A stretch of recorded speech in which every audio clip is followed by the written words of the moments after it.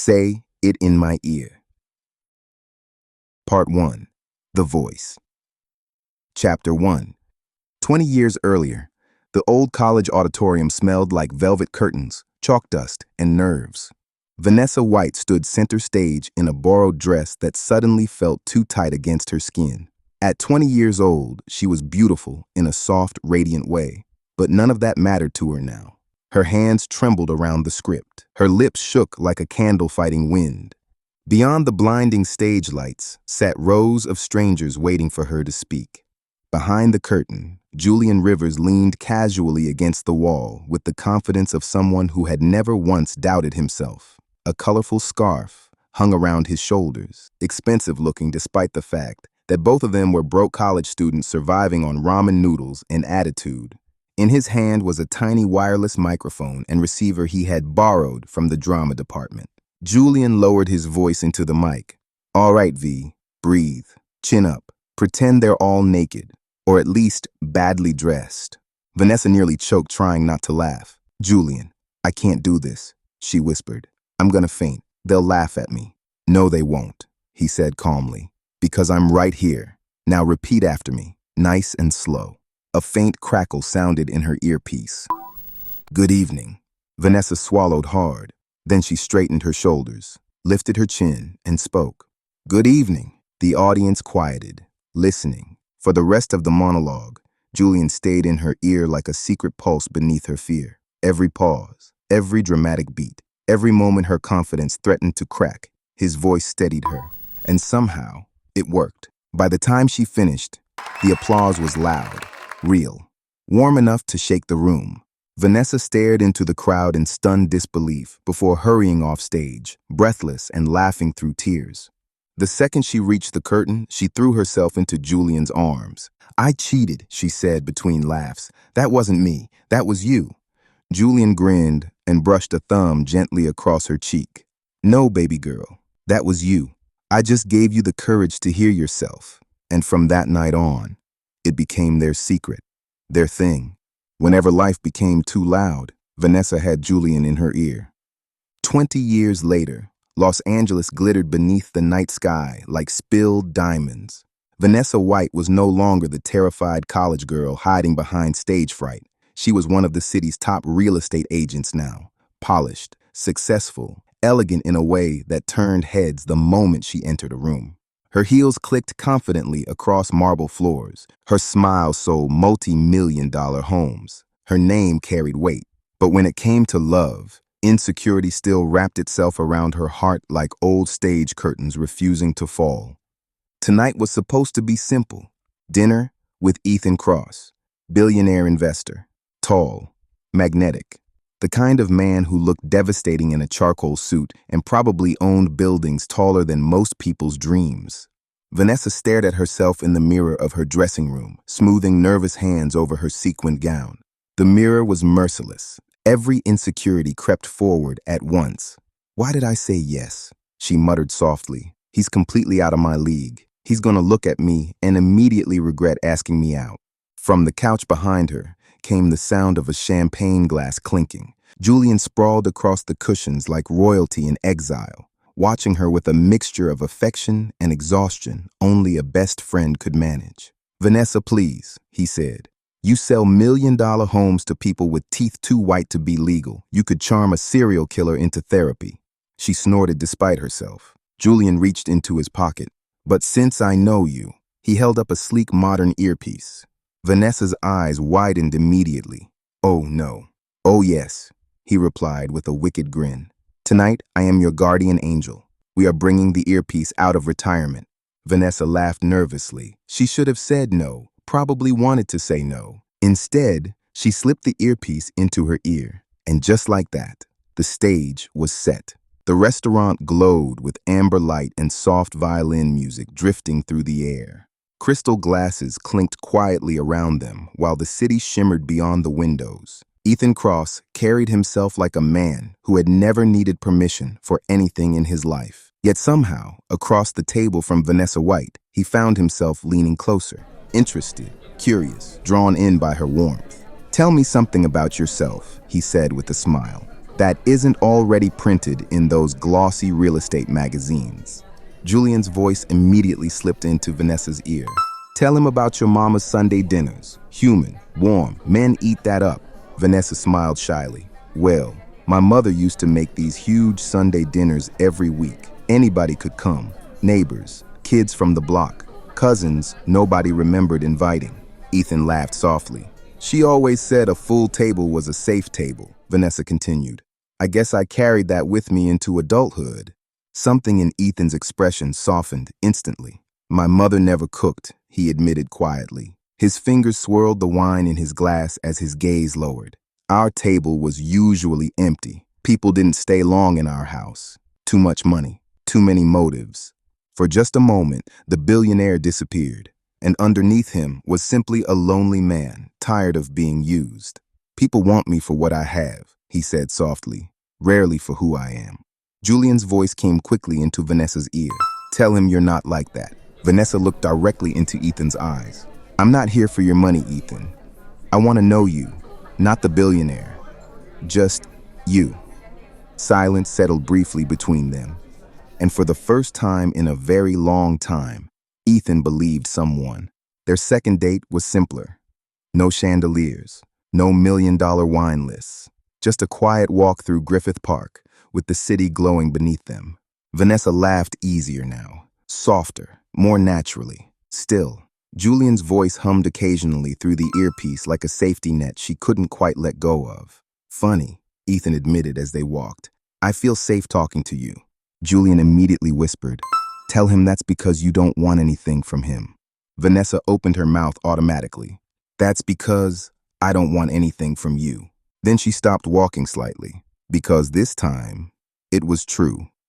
Later that night, she sat across from Julian in his penthouse, while the city lights flickered through giant windows behind them. Julian, she exhaled shakily. I actually like him. This isn't a game anymore. Julian leaned back slowly, listening. He makes me feel seen, she admitted quietly. And honestly, that scares me. For the first time since this whole thing started, Julian's expression turned serious. Then maybe it's time to retire the gadget. Vanessa looked down. If he's opening himself up to you, Julian continued gently, you can't keep lying to him. Men like Ethan, once they feel betrayed, they don't forgive easily. Vanessa bit her lip nervously. You're right. Next date, no earpiece. The Beverly Hills fundraiser glittered with diamonds, champagne, and carefully manufactured perfection. Vanessa looked stunning on Ethan's arm, and tonight she had promised herself she would do this alone. No Julian, no coaching, no hidden voice guiding her every word. For the first hour, everything went beautifully. She laughed naturally, flirted naturally, breathed naturally. For once, she actually felt like she belonged there. Then, she went to the bathroom. Inside one of the stalls, Vanessa froze as she heard two women near the mirrors touching up lipstick. Why is Ethan Cross dating her? One woman scoffed. A fat black woman hanging on to a billionaire? The other laughed cruelly. Please, she looks like a charity project in sequins. Vanessa stopped breathing. The words hit fast, sharp, familiar. Old insecurities came flooding back so quickly it made her dizzy. What she didn't realize was that the earpiece was still on, and Julian heard every word. Oh, hell no. The bathroom door slammed open. The women jumped so hard, one nearly dropped her lipstick.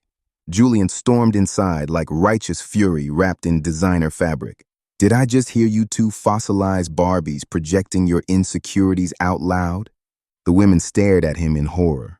Julian pointed immediately.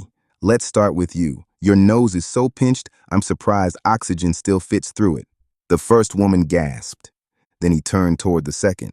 And sweetheart, that spray tan belongs in the 1980s right next to that crispy perm. You both look like rejected extras from a VHS fitness commercial. The women looked personally attacked by God himself. Julian smiled sweetly. Now here's what's gonna happen. You're going to collect your husbands, your fake diamonds, and whatever dignity survived this conversation, and you are going to leave this fundraiser before I decide to make this educational. Neither woman spoke. They grabbed their purses and hurried out in absolute humiliation. heels clattering against marble. The second they disappeared, Vanessa stepped shakily out of the stall, tears threatening to spill. "They're right," she whispered brokenly. "I don't belong here." Julian's entire expression softened instantly. He walked over and gently cupped her face. "No, baby," he said quietly. "You belong anywhere you choose to stand." Vanessa looked away, ashamed. Julian reached into his pocket and placed the earpiece back into her hand. "But tonight," he said gently, "maybe you need a little backup." Vanessa stared at it for a long moment. Then slowly, she nodded, because she had tried to stand on her own, and stumbled. And once again, she leaned on Julian's voice in her ear. Chapter 2. The rooftop bar overlooked the city like a kingdom floating above the world. Whiskey glasses glowed amber beneath soft lights, while Los Angeles shimmered endlessly below. Ethan Cross sat across from Marcus Bennett, one of the few people who had known him long before private jets, billion-dollar investments, and magazine covers turned him into a public figure instead of a man. Marcus leaned back in his chair, studying him carefully. "So," he said casually, "this Vanessa woman." A faint smile pulled at Ethan's mouth before he could stop it. Marcus caught it immediately. "There it is," he laughed. "I haven't seen you smile like that since college." Ethan looked down into his whiskey, turning the glass slowly between his fingers. "She's different." Marcus raised a brow. Dangerous sentence. Ethan chuckled quietly, though something guarded still lived behind his eyes. "No angle, no performance, no trying to impress me. She listens. Says things that—" He shook his head slightly. "Hell, Marcus. Sometimes it feels like she knows what's in my head before I do." Marcus watched him carefully now. "Sounds like you're already in deep." Ethan exhaled through a humorless laugh. "Yeah, that's what scares me." The honesty surprised even him. For a moment, Ethan Cross, billionaire, investor, untouchable force of nature, disappeared. And what remained was simply a man exhausted from disappointment. "I've been burned too many times," he admitted quietly. "Business partners, women, even family." His jaw tightened slightly. "But with Vanessa," he paused again, softer this time. "I almost believe I can trust somebody again." If only he knew. A week later, candlelight flickered between them inside one of the most intimate restaurants in the city. Vanessa glided in on Ethan's arm, wearing confidence like perfume, though hidden carefully beneath her curls sat the tiny earpiece she swore she wouldn't use again. For the first hour, everything flowed naturally. Conversation, laughter, chemistry. Julian's voice remained mostly quiet, only stepping in occasionally like a safety net waiting beneath a tightrope. Ethan leaned forward slightly, his expression softer than usual. "You know something?" he said quietly. "I feel like you actually see me." Vanessa's breath caught. "Most people only see the money," Ethan continued. "But with you, I don't know. It feels different." Julian's voice slipped softly into her ear. "Tell him you see the man who wants to be loved." Vanessa hesitated. Then she looked directly into Ethan's eyes. "I don't see the billionaire," she said gently. "I see a man who just wants to be loved." Ethan went completely still. The words hit something deep enough to hurt, and for one fragile second, everything between them felt real. Then the earpiece crackled. Sharp feedback squealed suddenly through the silence. Ethan's eyes narrowed immediately. "What was that?" Vanessa froze. Her nervous laugh sounded weak even to herself. "Probably the sound system." Then Julian's muffled voice slipped faintly through the interference. "Good, baby girl. That's the line. Keep eye contact." Silence. Absolute silence. The blood slowly drained from Ethan's face as realization clicked into place piece by devastating piece. He leaned back in his chair slowly. "You've been feeding me lines?" Vanessa's chest tightened instantly. "Ethan, please." "All this time?" he continued, his voice trembling now beneath the anger. "Everything you said." People nearby had started looking over. Vanessa's eyes filled immediately. "It wasn't like that," she pleaded softly. "I swear to you." Ethan slammed his glass onto the table hard enough to make her jump.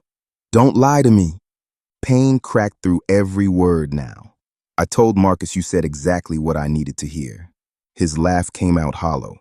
And now I know why. Vanessa could barely breathe. I wasn't trying to manipulate you. No? Ethan snapped. Then what exactly was this? He pointed toward her ear with disbelief written all over his face. A performance? Some twisted Cyrano routine? Her tears spilled instantly. I did care about you, but was any of it yours?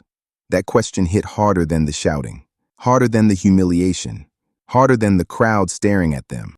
Ethan stared at her like he genuinely no longer recognized the woman sitting across from him. I wasn't falling for you, Vanessa, he said coldly. Every word sliced clean through her. I was falling for the damn narrator in your ear. Vanessa looked shattered. Ethan reached into his pocket, threw cash onto the table, and stood. For a moment, it almost looked like he wanted to say something else, something softer, but the hurt won. I don't know who you are, he said finally. His voice had gone dangerously quiet. But whoever you are, she isn't the woman I thought I was letting into my life.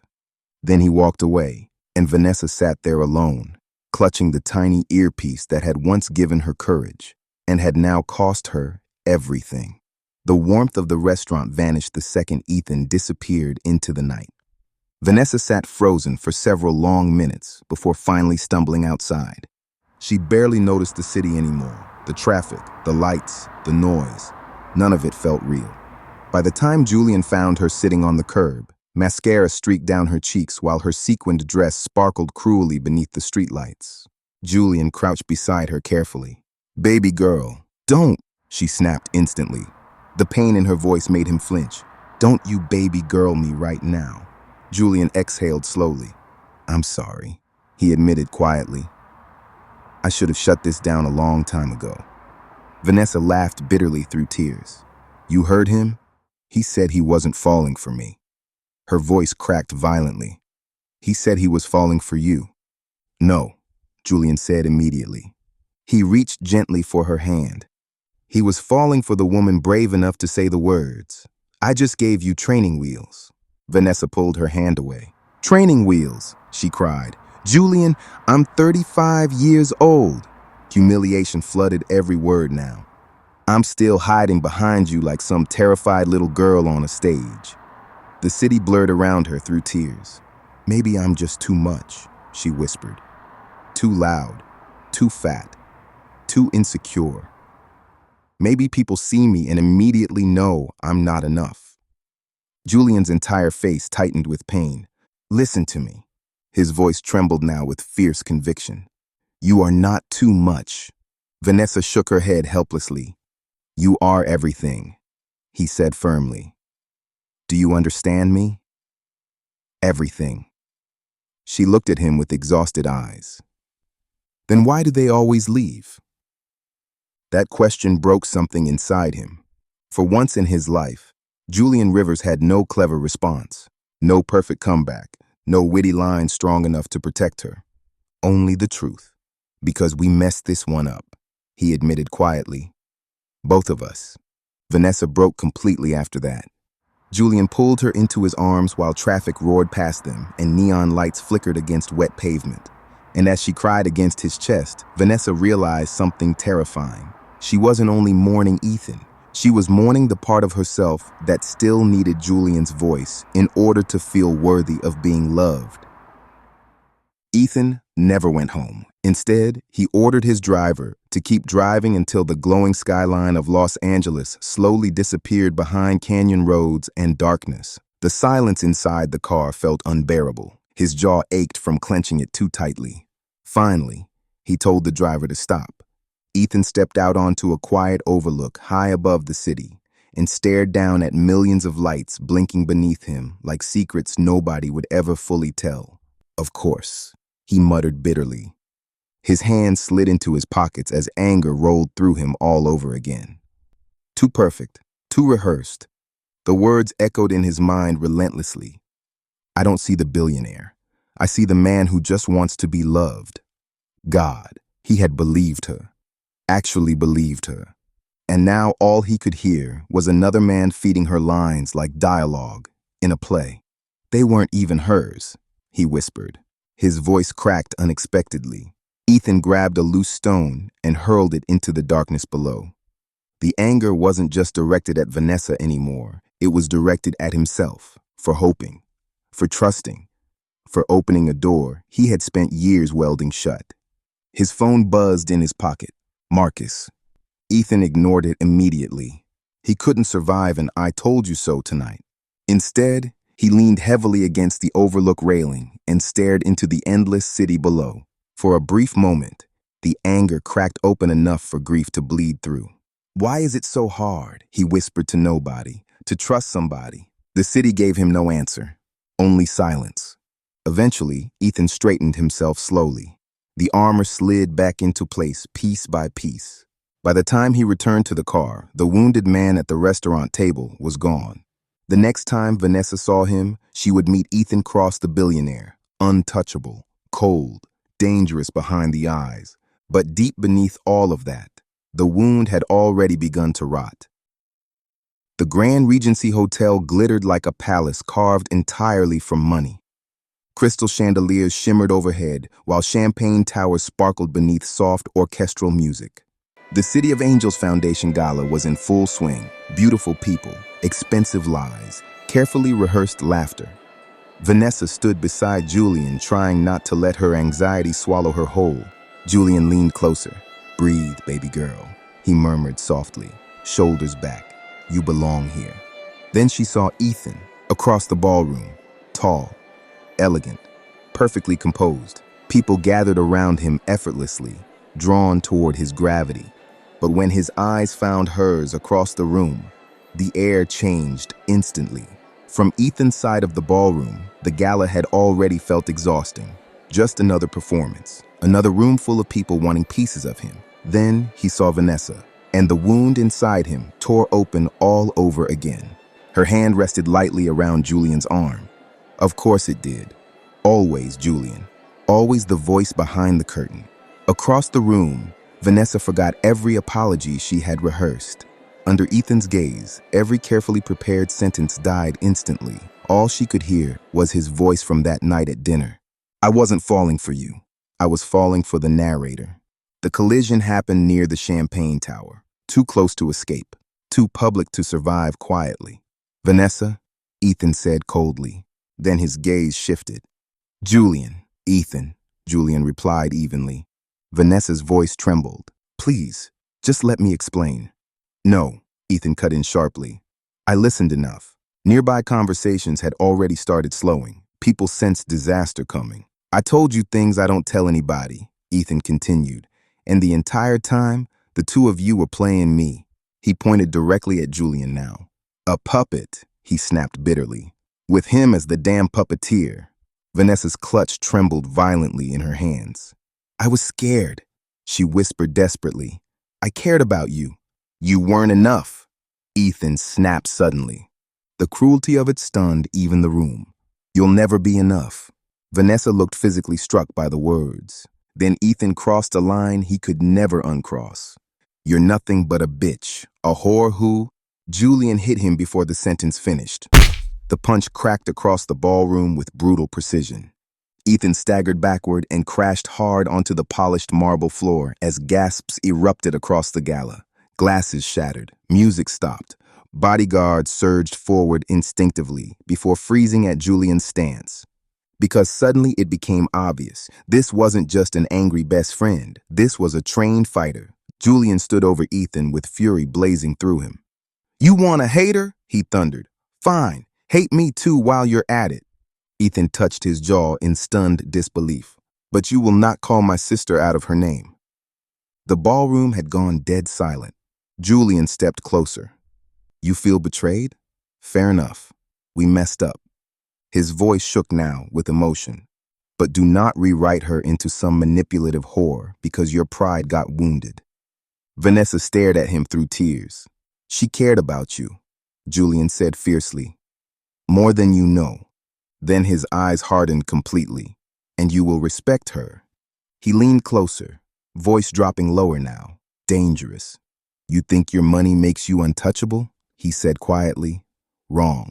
His gaze never wavered.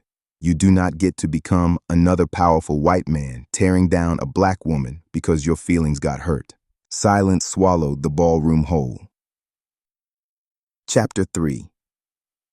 The ballroom buzzed with horrified fascination long after the music stopped. Whispers spread like wildfire beneath the chandeliers, while phones hovered discreetly in manicured hands. Some guests looked scandalized, others looked entertained, most looked hungry for gossip. Ethan Cross remained on the marble floor for several long seconds, stunned more by the humiliation than the punch itself. His jaw throbbed. His pride throbbed harder. Across from him, Julian stood like a wall of controlled fury beside Vanessa, whose tears shimmered beneath the ballroom lights. Ethan looked around at the staring faces surrounding him before finally speaking, quieter now. I'm not racist. He swallowed hard. She betrayed me. Julian's eyes never softened. Then tell yourself whatever story helps you sleep at night, he said coldly. But leave her alone. Every word landed final. Leave her alone. The ballroom remained frozen in silence as Julian wrapped an arm protectively around Vanessa and guided her away. The crowd parted instinctively for them. No one stopped them. No one dared. Behind them, Ethan stayed where he was, staring down at his warped reflection in the polished marble floor beneath him, caught somewhere between rage and regret. Inside the limousine, the city lights blurred uselessly behind tinted windows.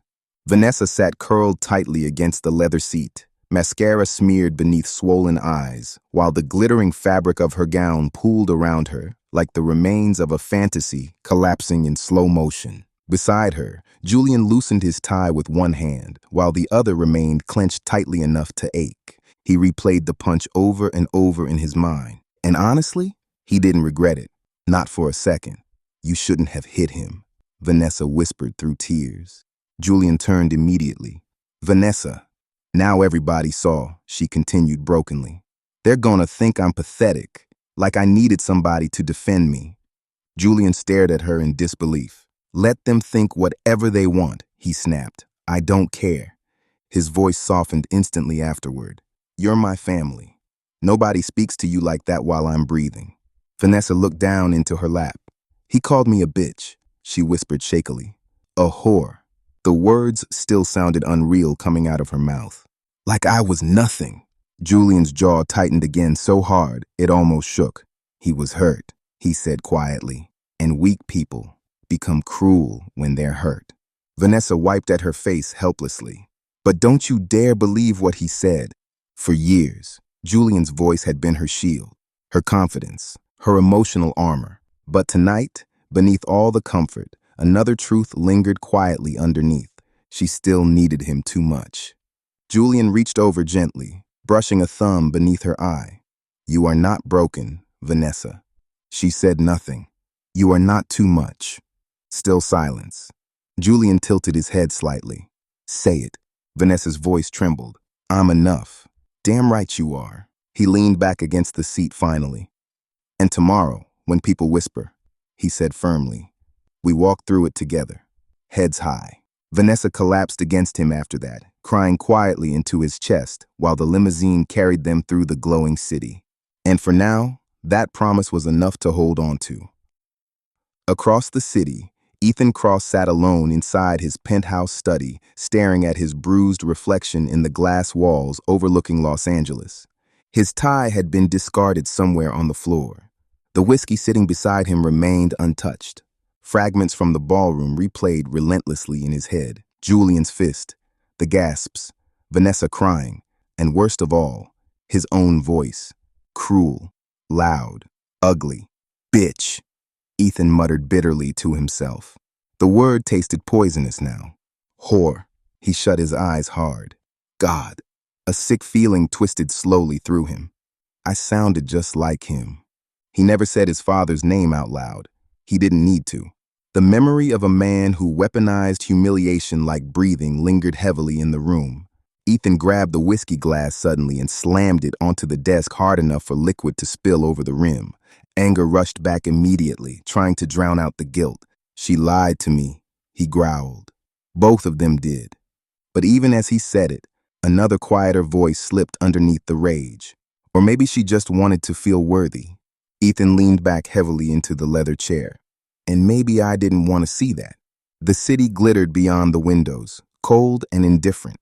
And somewhere beneath Ethan's anger, regret had already begun, quietly digging roots. The days after the gala were brutal. Social media exploded almost instantly with shaky cell phone footage and blurry photos from the ballroom. News blogs had a field day. Hashtag billionaire brawl. Hashtag ballroom drama. Hashtag earpiece gate. Vanessa tried avoiding the internet altogether, but avoiding herself proved harder.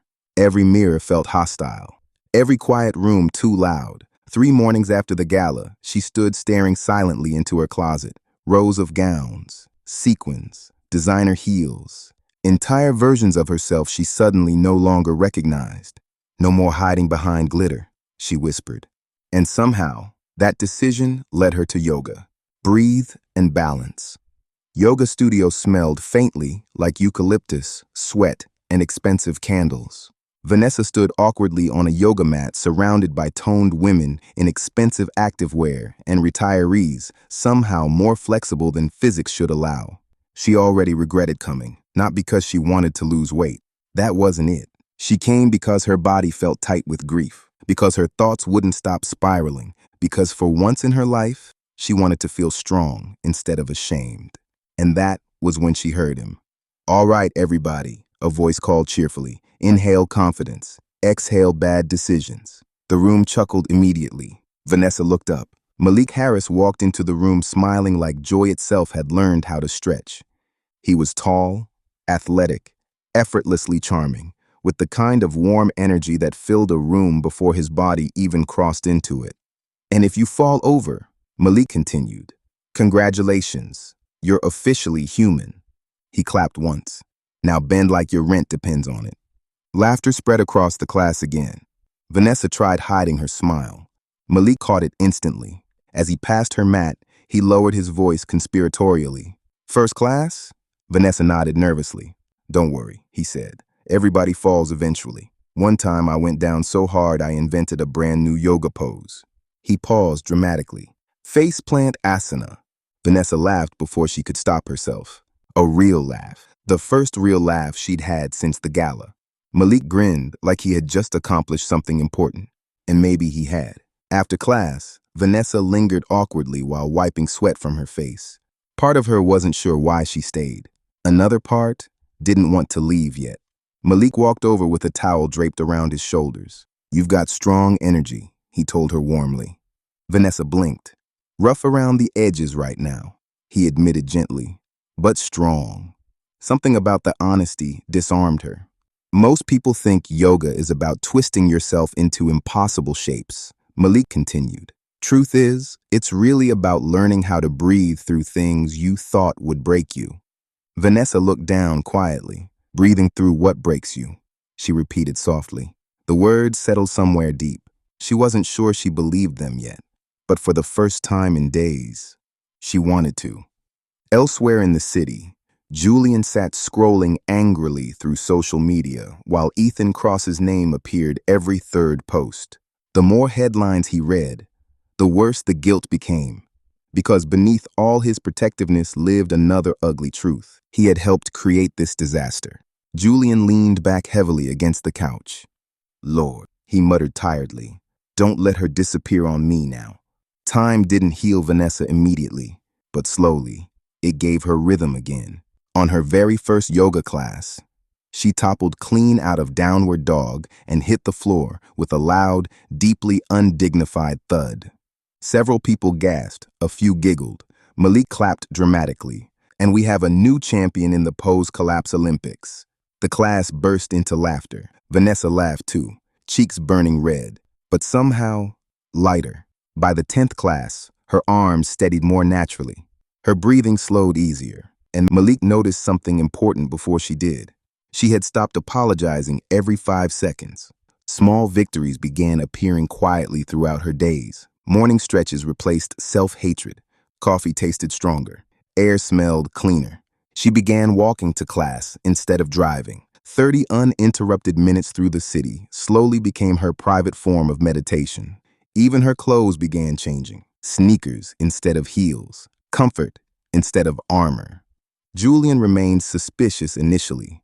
One afternoon, he actually parked outside the yoga studio wearing sunglasses and glaring through the window like a wealthy detective in a Tyler Perry thriller. "What exactly is this man doing to her?" he muttered. "Why is everybody folded like furniture in there?" But then he saw Vanessa laughing, really laughing, sweaty, unfiltered, alive, and slowly, Julian relaxed. Inside the studio, Malik guided Vanessa gently through another difficult pose. "Don't fight the wobble," he told her with a grin. Vanessa shook violently, trying to balance. "Wobbling means you're alive," Malik continued. "The only people who don't wobble are statues." Then he flashed her an easy smile. "And you're way too fine to live your life like stone."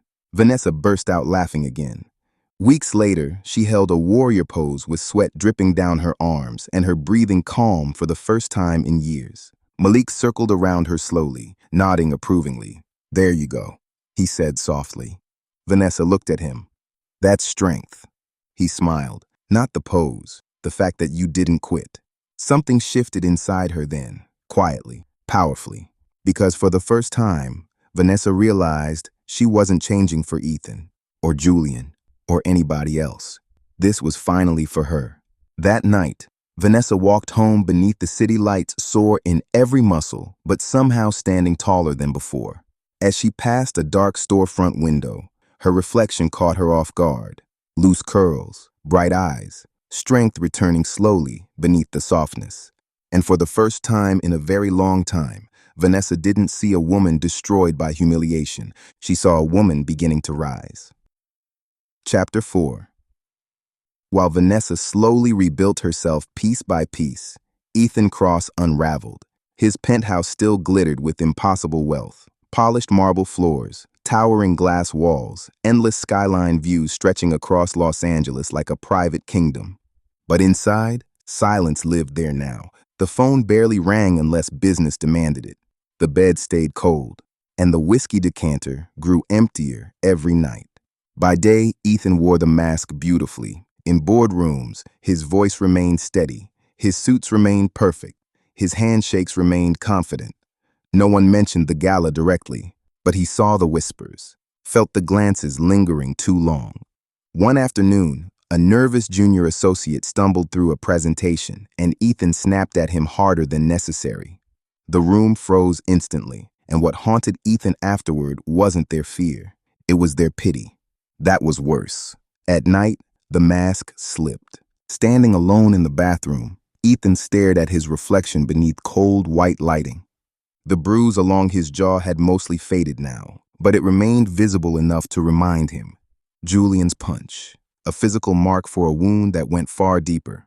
"One hit," Ethan muttered bitterly to himself, "and suddenly the whole city forgets who I am." But even as the words left his mouth, he knew they weren't true. The punch hadn't broken him. His own words had. "Bitch." The word sounded disgusting now.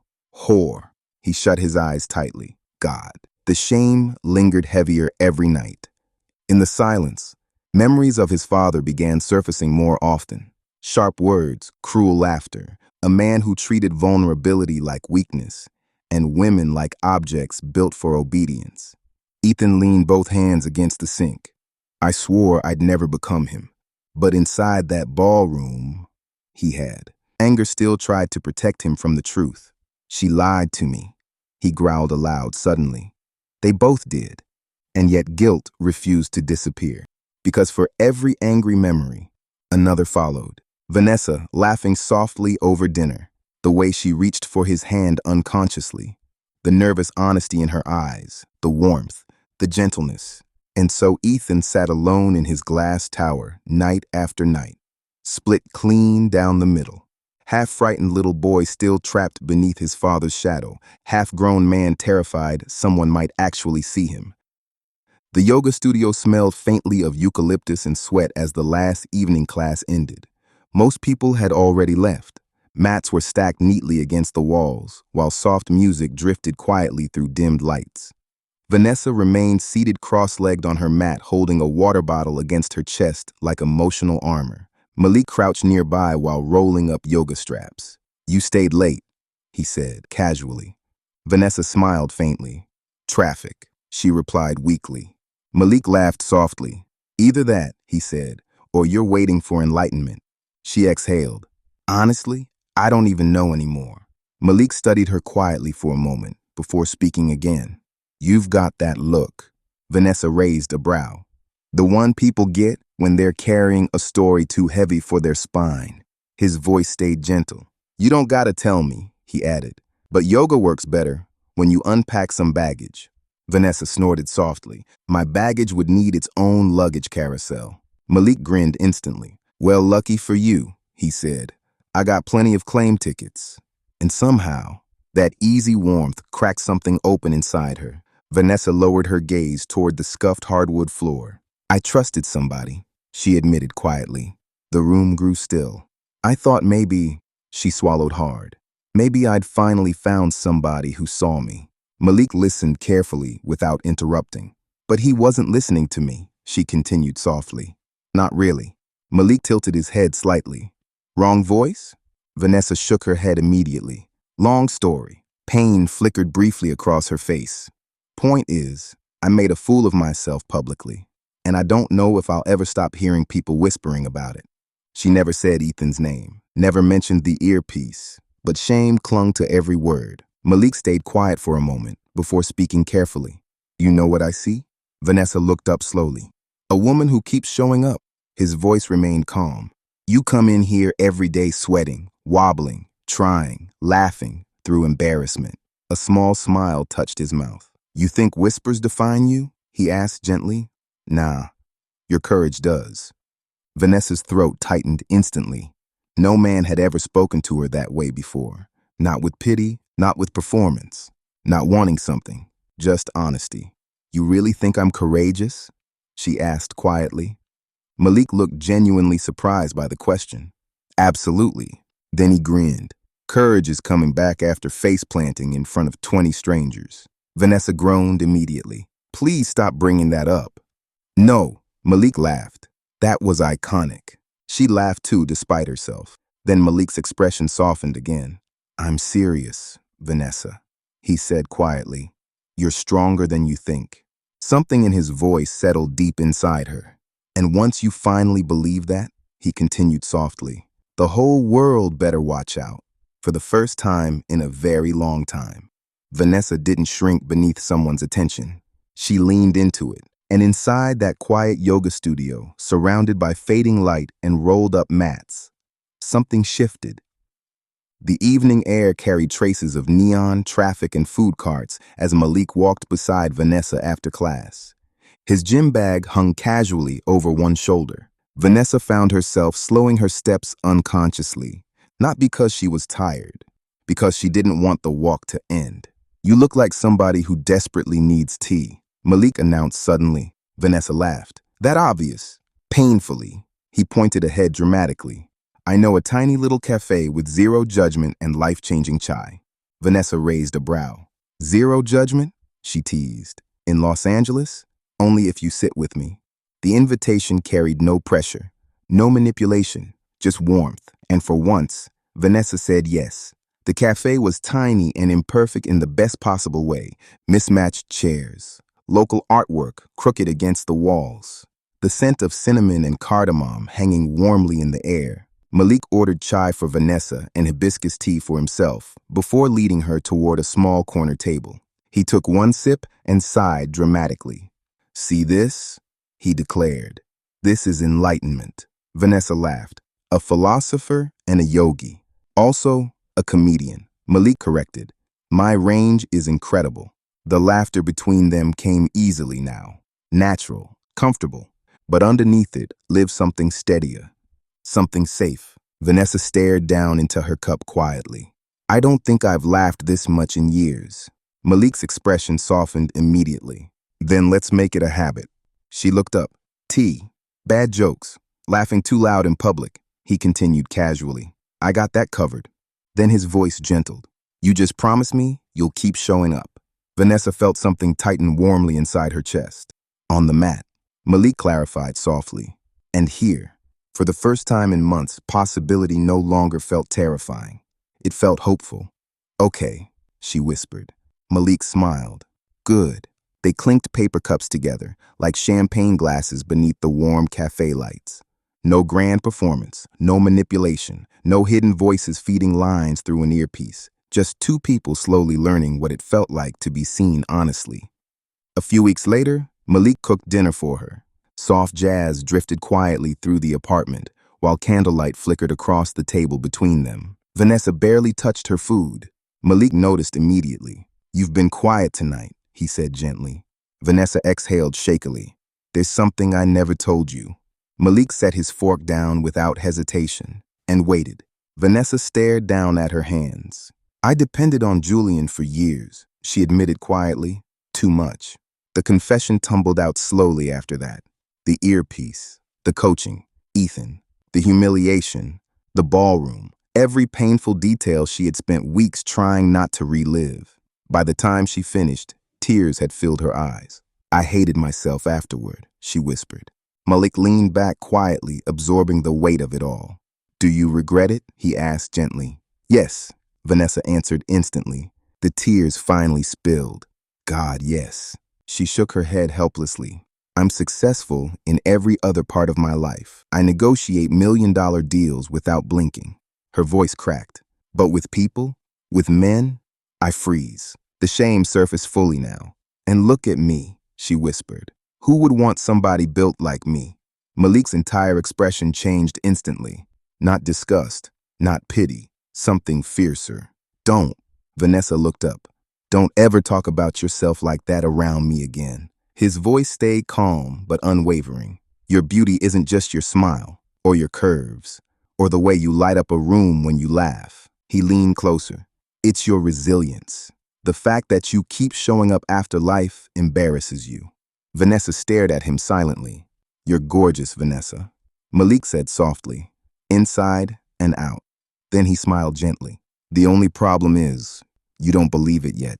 Later that night, Vanessa stood near the apartment window, wrapped tightly in nervousness, while candlelight danced softly across the room. Malik approached slowly behind her. You're beautiful tonight, he said quietly.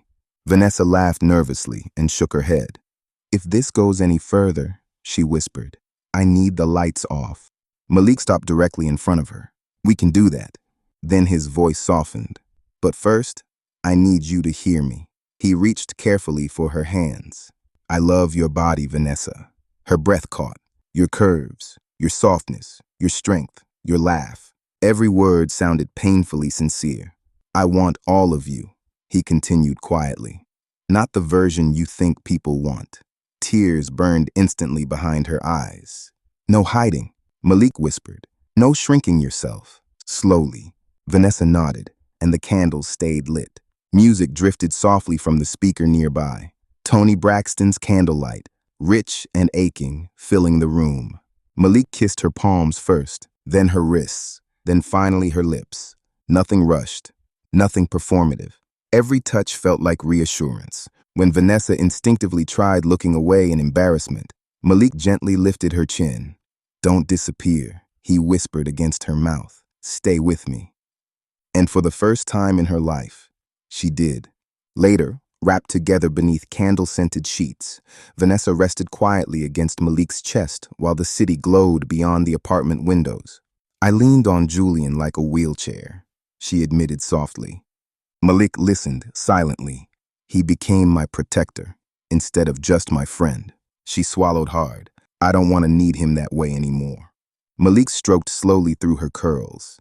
Then, stand on your own. Vanessa looked up at him. And if you let me, he said gently, I'll stand beside you while you do it. Not because she was weak, but because she deserved love that chose her freely. Vanessa cried again after that, but these tears felt different, softer, healing, and for the first time in years, she believed someone when they told her she was enough. Several weeks later, Julian attended another charity fundraiser alone. The ballroom atmosphere felt quieter this time. more intimate, less performative than the disaster that had destroyed Vanessa months earlier. Julian stood near the silent auction table scanning the room when he felt it. Someone watching him. He turned. Ethan. The billionaire looked immaculate as always, but something hesitant lived beneath the polished exterior now. He adjusted his cufflinks nervously before finally walking over. Julian. Ethan. Silence stretched tightly between them. Then Ethan exhaled slowly. I owe you an apology. Julian arched a brow. For which part exactly? He asked flatly. The public humiliation? The slurs? Or deciding Vanessa was a puppet while I played ventriloquist? Ethan flinched visibly. I was angry. Julian said nothing. I felt betrayed, Ethan admitted quietly. But what I said to her... He swallowed hard. That's the part eating at me. For the first time, Julian saw genuine shame instead of wounded pride. A friend of mine was there that night, Ethan continued. Afterwards, she looked at me like I was just another powerful white man tearing down a black woman.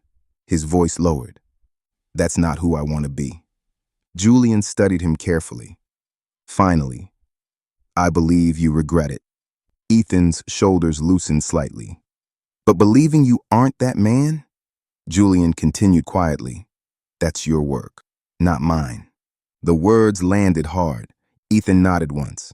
I'll do better. Julian finally softened slightly. See that you do. A waiter passed between them carrying champagne. The tension eased just enough for breathing room. But before Ethan stepped away, his gaze lingered on Julian a moment too long. Not arrogance, not hostility. Something searching. Julian noticed immediately. And although he turned back toward the auction table, he felt the weight of Ethan's stare long after Ethan disappeared back into the crowd. Part 2. The Collision. Chapter 5. Julian Rivers did not believe in coincidences, not in business, not in life. So when Ethan Cross appeared at a downtown food pantry the very next weekend, wearing an apron over an expensive button-down shirt, Julian immediately became suspicious. Volunteers lined the sidewalk, handing out produce, canned goods, and hot meals, while families stretched around the block waiting patiently. Julian was lifting crates near the back entrance when Ethan's familiar voice sounded behind him. Didn't expect to see you here? Julian didn't even turn around. This doesn't exactly seem like your environment, Cross, he replied dryly. No cameras, no ribbon cuttings, just actual work. Ethan smirked faintly and picked up a box of apples. Maybe that's why I'm here. Julian finally glanced at him. Don't flatter yourself. Carrying produce doesn't magically make you enlightened. Ethan laughed quietly beneath his breath. They worked side by side for several minutes afterward in relative silence. Julian focused on organizing food bags, while Ethan moved through the line, helping families without drawing attention to himself. But every few moments, Julian caught Ethan looking at him, studying him. Eventually, Julian stopped stacking boxes and faced him directly. All right, he said flatly. What's your angle? Ethan blinked. First the fundraiser, Julian continued. Now this. Why do we keep accidentally running into each other? For the first time since arriving, Ethan looked genuinely uncertain, then quieter. Because I want to. Julian stilled. The sounds of the pantry faded slightly around them. You apologized? Julian said carefully.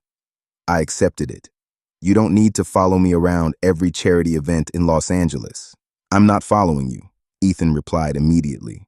Then after a pause, not exactly. Julian crossed his arms. Ethan exhaled slowly before finally saying it. I'm drawn to you, Julian. The honesty surprised both of them. Ethan lowered his voice further. More than I expected to be. Julian said nothing at first. He studied Ethan carefully instead. The expensive clothes, the guarded posture, the vulnerability Ethan clearly hated exposing. Finally, Julian spoke quietly. Vanessa was your interest. Ethan's jaw tightened instantly. And I will never be anybody's replacement, Julian continued firmly. I'm not seconds to any man. Ethan absorbed the words like a physical bruise, then slowly nodded. I understand. But even as he said it, his eyes lingered on Julian with something neither of them fully understood yet. By the end of the afternoon, they left in opposite directions. Still, halfway across the street, Julian glanced back once and found Ethan watching him. Not arrogantly, not mockingly, something else. Something dangerously close to longing. Julian looked away first. Late afternoon sunlight spilled warmly across Julian's apartment several days later. Vanessa sat curled into the couch with her heels kicked off and an untouched glass of wine resting loosely in her hand. She had come directly from work, but exhaustion weighed on her shoulders heavier than any real estate deal ever could. Julian leaned against the kitchen counter, watching her quietly. "You've been quiet since you walked in." Vanessa stared down into the wine. "I had therapy today." Julian raised his brows slightly, but stayed silent, giving her room to continue. Vanessa inhaled slowly. "I realized something about Ethan." Julian's expression softened carefully.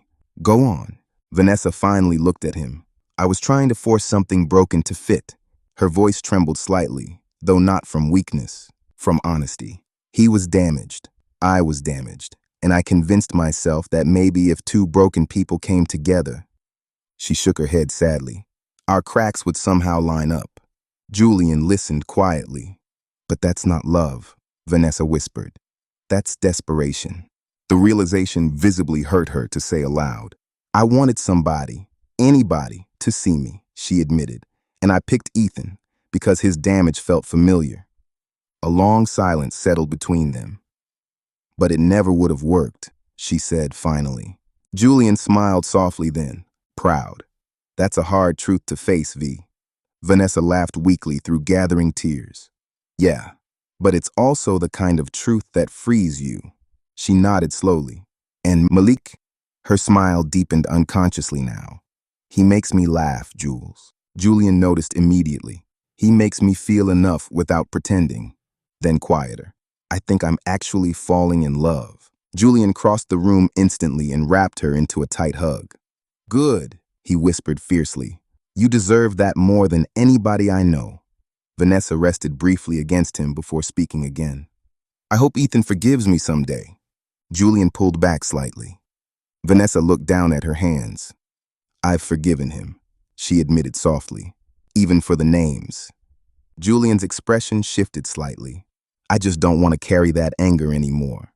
And sitting there listening to her, Julian realized something uncomfortable. If Vanessa could finally let Ethan go, maybe he needed to let go of his bitterness too.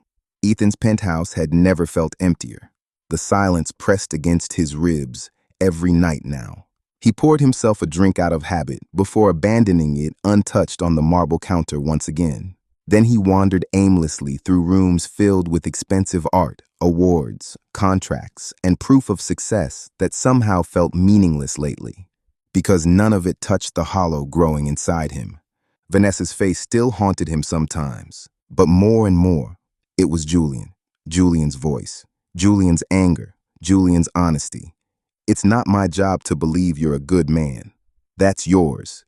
Ethan sat heavily at the edge of his bed and rubbed both hands down his face. "Why him?" he muttered quietly. The question echoed uselessly through the empty room. He wasn't used to feeling this exposed, this drawn toward someone, especially someone who saw straight through the armor wealth had built around him. Yet every time Ethan thought about Julian, something electric moved beneath his skin. Restless, dangerous, alive. He walked toward the towering windows overlooking the city again. Los Angeles glowed below him, unapologetically alive. And for the first time in years, Ethan realized he was exhausted from performing, pretending, managing everyone's expectations. He wanted somebody to see him completely, and somehow, deep down, he already knew Julian could. The park carried its usual twilight energy. Joggers moved down winding trails while men lingered near fences exchanging knowing looks beneath dimming evening light. It was a park with a reputation. And Julian knew it well. Not because he came looking for hookups, because it felt free, unapologetically theirs. Julian slowed near the fountain after finishing a long run, sweat sliding down his temples while he caught his breath. Then he saw him. Ethan Cross, walking alone with his hands shoved awkwardly into his pockets like a man unsure whether he belonged there. Julian stared for a second before stepping directly off the trail and cutting across the grass toward him. "You here looking to get laid?" Julian asked bluntly. Ethan stopped immediately, startled, then defensive. "What do you care?" Julian didn't let him finish the sentence. He closed the distance instantly and kissed him. Hard, certain, no hesitation. The impact of it stunned Ethan motionless for half a heartbeat before years of repression shattered all at once beneath the pressure of Julian's mouth. Then Ethan kissed him back, hungry, desperate, like something inside him had finally stopped running. When Julian pulled away seconds later, Ethan looked genuinely wrecked by it. Julian's mouth curved slightly with dangerous satisfaction. Then, without another word, he turned and jogged back toward the trail, leaving Ethan standing there breathless beside the fountain, heart racing, chest heaving, and for the first time in his entire life, Ethan understood something terrifying. Living as a straight man had been survival, but kissing Julian Rivers?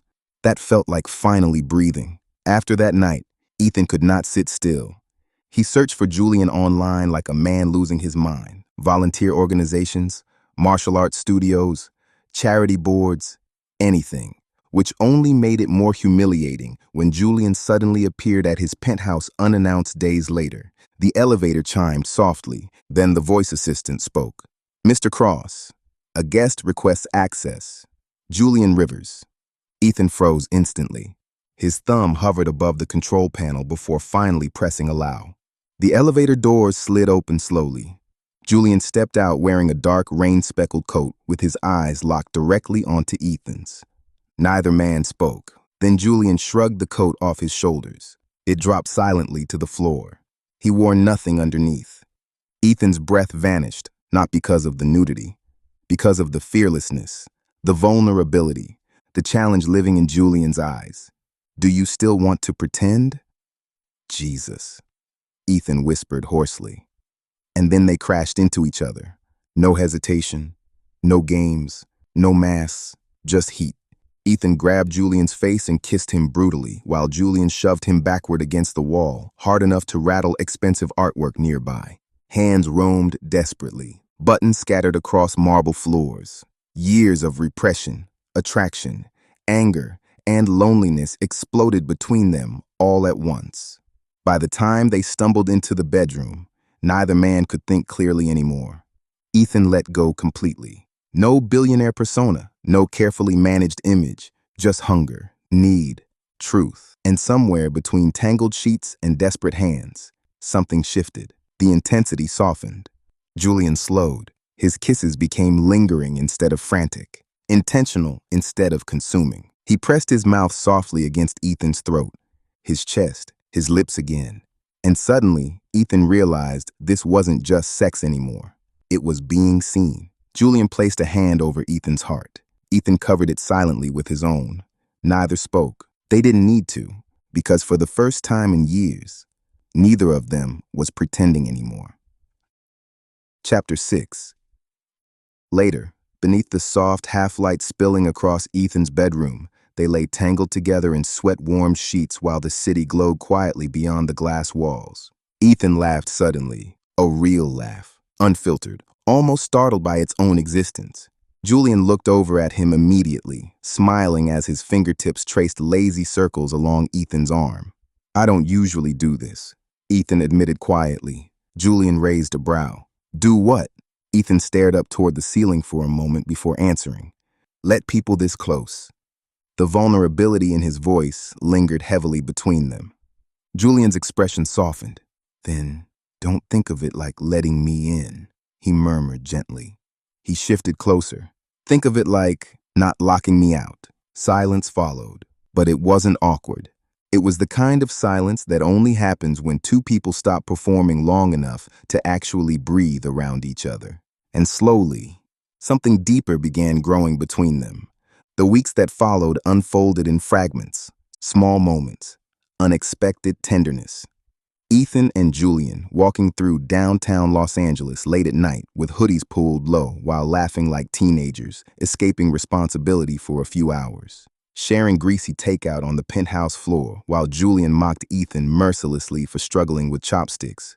You are literally a billionaire, Julian laughed. How have you survived this long? Ethan glared at him while noodles nearly slipped onto his shirt. Money can buy many things, he muttered. Apparently, not coordination.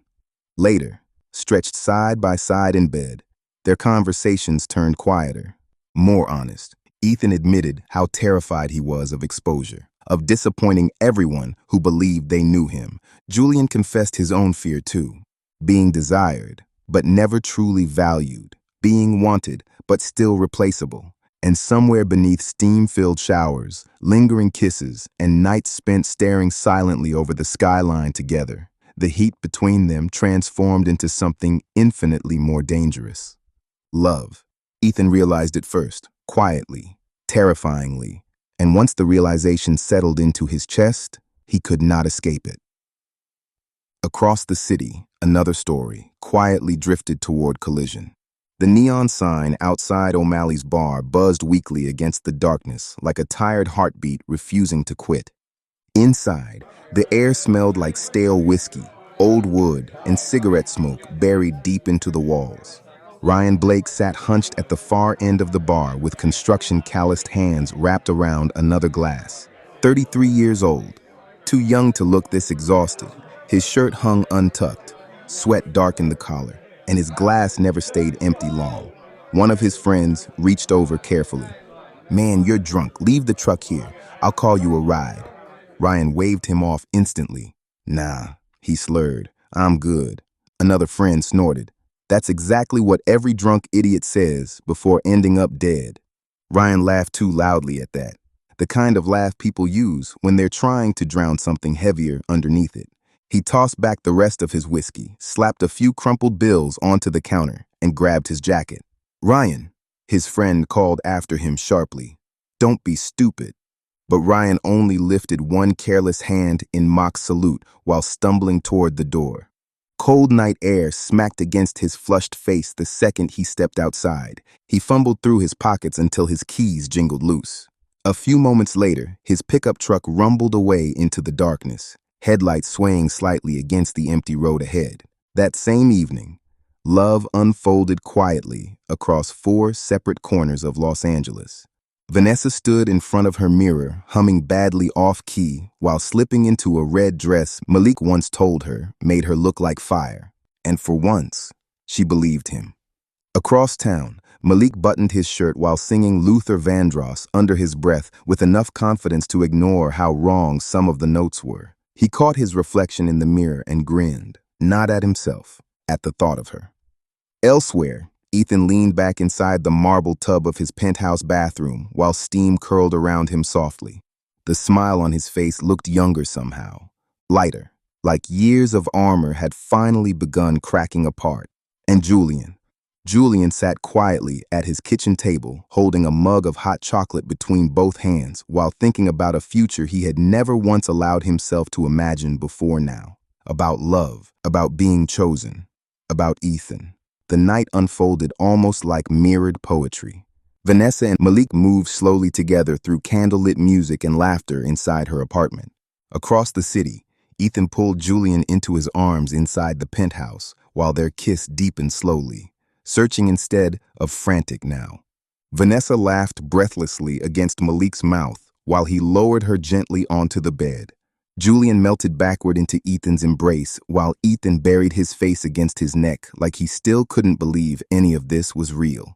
Every touch carried tenderness now. Every glance lingered longer. The city outside disappeared completely as both couples lost themselves inside the fragile safety of being wanted honestly. Across town, Julian held Ethan just as tightly while Ethan trembled beneath the overwhelming intensity of finally allowing himself to feel.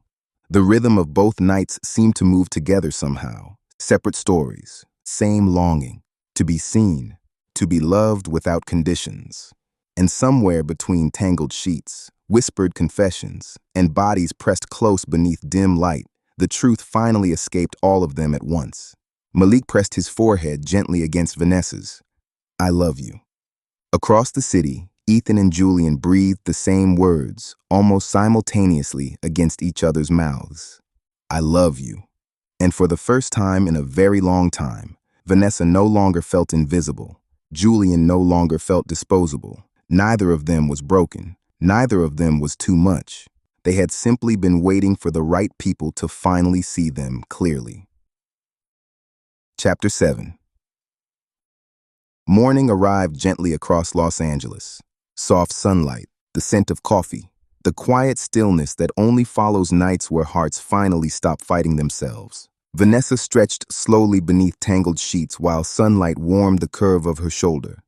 Her curls were wild. Her skin still carried traces of last night's affection. Beside her, Malik lay propped against one elbow, watching her with a smile so bright it almost felt unfair. "You sing in your sleep," he announced casually. Vanessa groaned immediately. "I absolutely do not." Malik leaned down and kissed her forehead softly. "Then I guess I hallucinated the sweetest concert of my life." Vanessa laughed sleepily and smacked his arm, and for a brief moment, she forgot what insecurity felt like. A few minutes later, Malik returned from her kitchen carrying 2 mugs of coffee. Steam curled warmly between them, while Vanessa accepted hers with quiet surprise. "You made actual coffee?" she teased. "Not gas station sludge?" Malik looked offended. "Woman, respect my craft." Vanessa laughed again, easy, unforced. The sound filled the apartment like sunlight. Across the city, Julian sat cross-legged at the edge of Ethan's massive bed, wearing nothing except one of Ethan's oversized shirts. A mug of hot chocolate warmed his hands. Ethan emerged from the bathroom with damp hair and an expression softer than Julian had ever seen before. Without the expensive suits and billionaire armor, Ethan looked strangely younger, human. He climbed back onto the bed beside Julian and eyed the mug suspiciously. "Hot chocolate?" he asked. "In the morning?" Julian raised a brow. "And yet you're looking at me like it's the finest wine you've ever tasted." Ethan laughed softly beneath his breath. The sound still startled both of them sometimes. He reached over and pulled Julian gently against his shoulder, and the silence between them no longer felt tense. It felt safe, fragile, real. Across 2 different homes in the same city, love settled quietly into ordinary moments. Shared coffee, shared laughter. The miracle of waking beside someone who saw every flawed piece of you and stayed anyway. Later that afternoon, Vanessa perched barefoot on Julian's kitchen counter, practically glowing while recounting every detail of her morning with Malik. "He made breakfast," she said dramatically. "Actual eggs, real food, not cereal and emotional damage." Julian snorted into his cocoa. "And the way he looks at me, Jules," Vanessa continued softly. "It's like I'm the only woman alive." Julian smiled into his mug. "Sounds like somebody finally caught up to what I've been telling you for years." Vanessa laughed brightly. The sound echoed through the apartment lighter than it had in months. And watching her now, Julian felt relieved, because for the first time in a long time, Vanessa wasn't surviving anymore. She was healing. That same evening, Ethan poured Julian another glass of wine inside the penthouse. "You ever paint?" Ethan asked suddenly. Julian blinked. "Why?" Ethan gestured toward a massive canvas hanging against the far wall. "It belonged to my mother." Julian studied the artwork quietly. Ethan's voice softened. "She used to say art was the only thing that made my father human." Something vulnerable flickered briefly across Ethan's face then. "I don't show this piece to many people," he admitted quietly, "but I wanted you to see it." Julian's chest tightened unexpectedly, because vulnerability looked different on Ethan. Not loud, not dramatic, quiet, fragile, and somehow that pulled at Julian even harder. Several days later, Vanessa sat across from Julian inside a small cafe smelling of coffee beans and warm pastries, while sunlight spilled softly through the windows. She smiled almost nonstop while talking about Malik. "He brought me flowers," she said, still sounding shocked by it. "Nobody's ever done that for me without wanting something first." Julian smiled gently. "With Malik," Vanessa continued softly, "everything feels easy, like I don't have to perform." Julian looked down briefly into his mug, then carefully set it aside. "Ness." Something in his tone made her pause immediately. "I need to tell you something." Vanessa's smile faded slightly. Julian inhaled slowly. "I'm seeing someone." It's Ethan. The silence that followed felt violent. Vanessa stared at him as if she genuinely hadn't heard correctly. Then she laughed once, sharp, disbelieving. Ethan? She whispered. As in my Ethan? Julian remained calm. Ness, you knew what he did to me. I know. Vanessa's chest rose sharply. And you're with him anyway? Julian leaned forward carefully. I didn't plan this. I fought it harder than you know. Vanessa shook her head immediately. No. No, Jules. You don't get to do this. Pain and fury tangled together behind her eyes now. Why is it always you? Julian frowned slightly. Vanessa, every man eventually sees you instead. The words exploded out before she could stop them. You walk into rooms and people just love you effortlessly. Julian stared at her quietly. And me? Vanessa continued, voice cracking. I scrape and beg for crumbs. Julian reached slowly across the table. You are not in competition with me. Vanessa pulled back instantly. But it feels like I am. Tears burned in her eyes now. Ethan wanted me first, she whispered. And now, somehow he's yours. Julian's voice remained painfully gentle. You're enough exactly as you are. But his calmness only made her angrier, because she wanted him hurt too, wanted him to crack. Instead, he remained heartbreakingly composed. If I were enough, Vanessa snapped suddenly, standing from the table. Someone would have chosen me first. Heads turned around the cafe. But no, she laughed bitterly. It's always Julian. Her chair scraped sharply across the floor. Damn you, Jules. Then she stormed out before he could stop her. Julian remained sitting there motionless afterward, heart aching, because something sacred between them had just fractured. By the time Vanessa reached home, emotion had twisted itself into something volatile. Malik sat waiting for her on the couch, flipping absent-mindedly through one of her real estate brochures. The second he saw her face, he stood. Vanessa? She threw her purse down immediately and began pacing. Julian and Ethan are together. Malik blinked in confusion. Okay. Vanessa stared at him incredulously. Ness, Malik said carefully, you already told me Ethan was bisexual, and you said yourself that relationship was never healthy. But it's always him, she snapped. Malik frowned. Always Julian. Tears welled instantly again. He gets the attention, the love, the men. Her voice cracked hard. And I'm just the background friend. Malik stepped closer carefully. Julian is not your enemy. Vanessa looked away. He stood beside you through everything. Malik continued softly. He deserves love too. Then his expression shifted slightly. But so do you. Vanessa's emotions spiraled too fast now, and before she could stop herself, she said the cruelest thing possible. You're the consolation prize. The silence afterward felt catastrophic. Malik froze completely. Pain crossed his face slowly, deeply. He nodded once, quietly. I thought I was the man who made you feel seen. Vanessa's eyes widened instantly with regret. Malik, I didn't mean, but he was already moving toward the door. Nah, he said softly. You meant it. His voice remained calm, which somehow hurt worse. Vanessa reached toward him desperately, but Malik never turned around.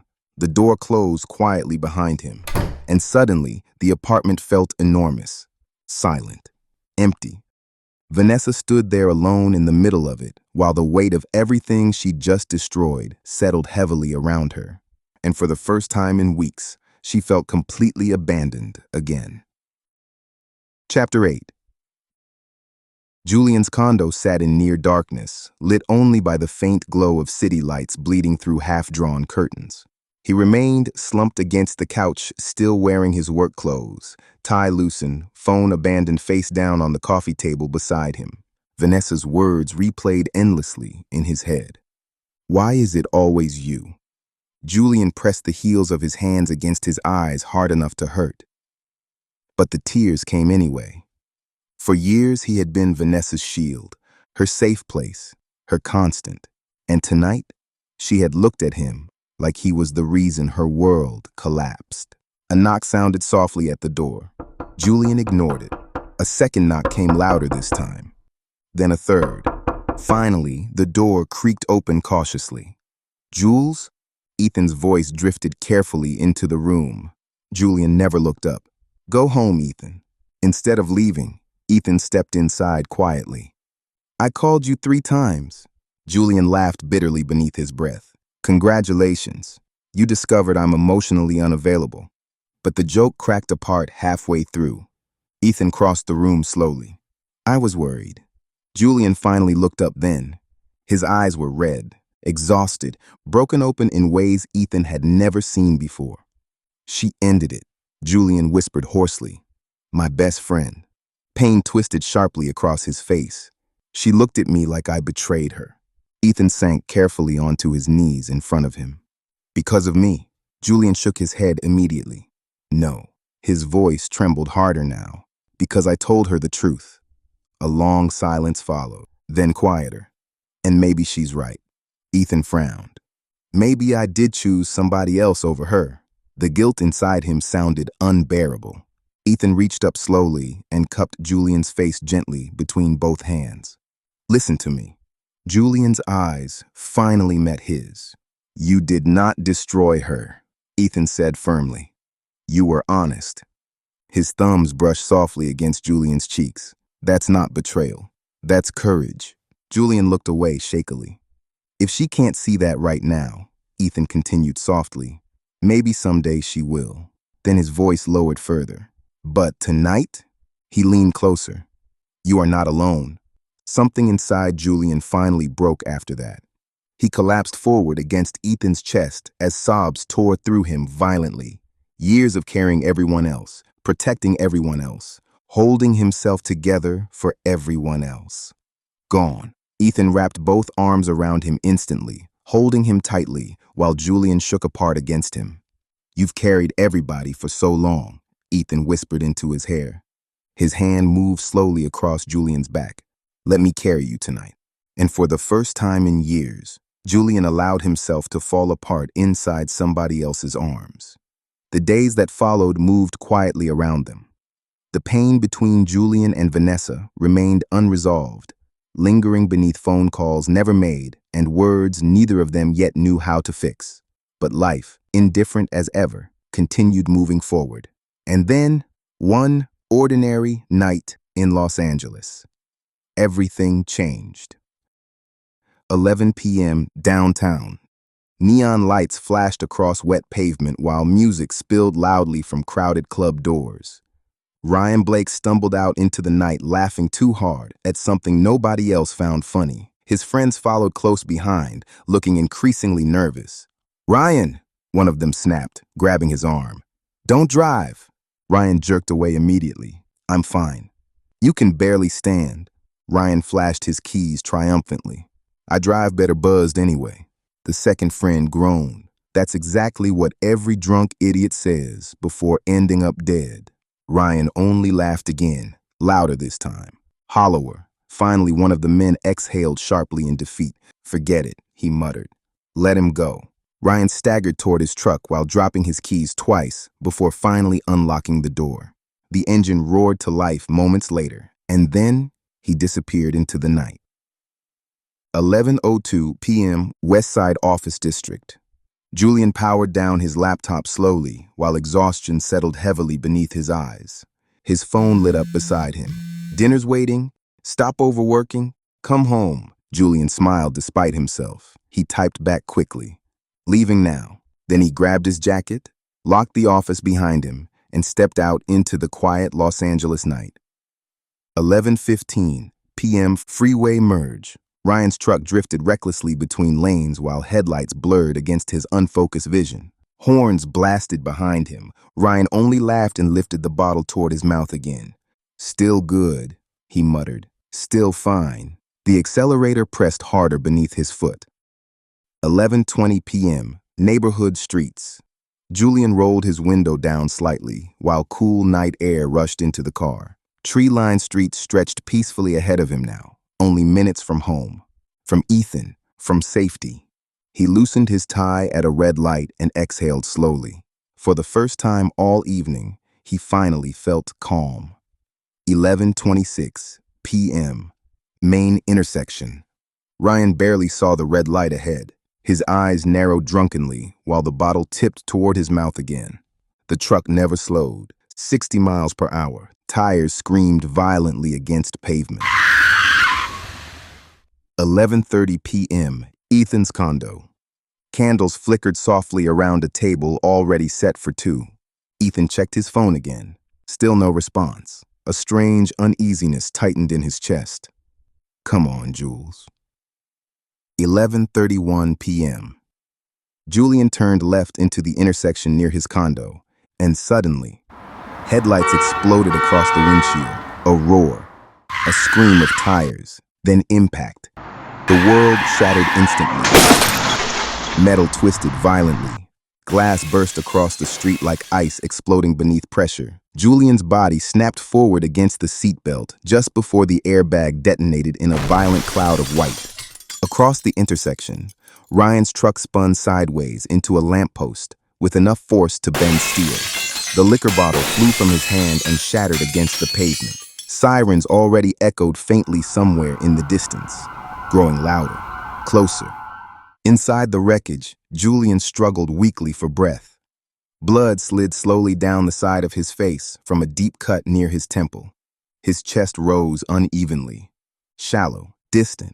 On the passenger seat beside him, his phone vibrated uselessly. Ethan. Calling again. Ryan stumbled from his truck looking horrified now, sober enough to understand what he had done. Oh God. He staggered toward Julian's destroyed car while shaking violently. Oh God, no! Then panic finally tore free from his throat. Help! His scream echoed through the intersection. Somebody help! Within minutes, flashing lights flooded the street red and blue. Paramedics rushed toward Julian's car immediately while hydraulic shears screamed against twisted metal. Male, 30s, one paramedic shouted urgently. Severe head trauma, breathing shallow. Get oxygen now. Blood soaked Julian's collar as they carefully pulled him from the wreckage. One of his hands twitched weakly against the stretcher, then fell still again. Nearby, police shoved Ryan against the hood of his truck while handcuffs snapped tightly around his wrists. His face had gone pale with horror. You are under arrest, the officer said coldly. Driving under the influence. Vehicular assault. Ryan stared helplessly toward the ambulance as paramedics loaded Julian inside. The doors slammed shut with devastating finality, and suddenly the city itself seemed to howl around them, because somewhere between one drunken decision and one ordinary drive home, two lives had collided, and nothing after this moment would ever be the same again. Inside the ambulance, oxygen hissed softly while paramedics shouted over one another, above the scream of sirens cutting through Los Angeles traffic. Julian drifted somewhere between consciousness and darkness as flashing red and blue lights streaked across the windows beside him. Then the ambulance disappeared into the Los Angeles night. Chapter 9. 11:40 p.m. Ethan's condo. The candles on the dining table had nearly burned down to nothing now.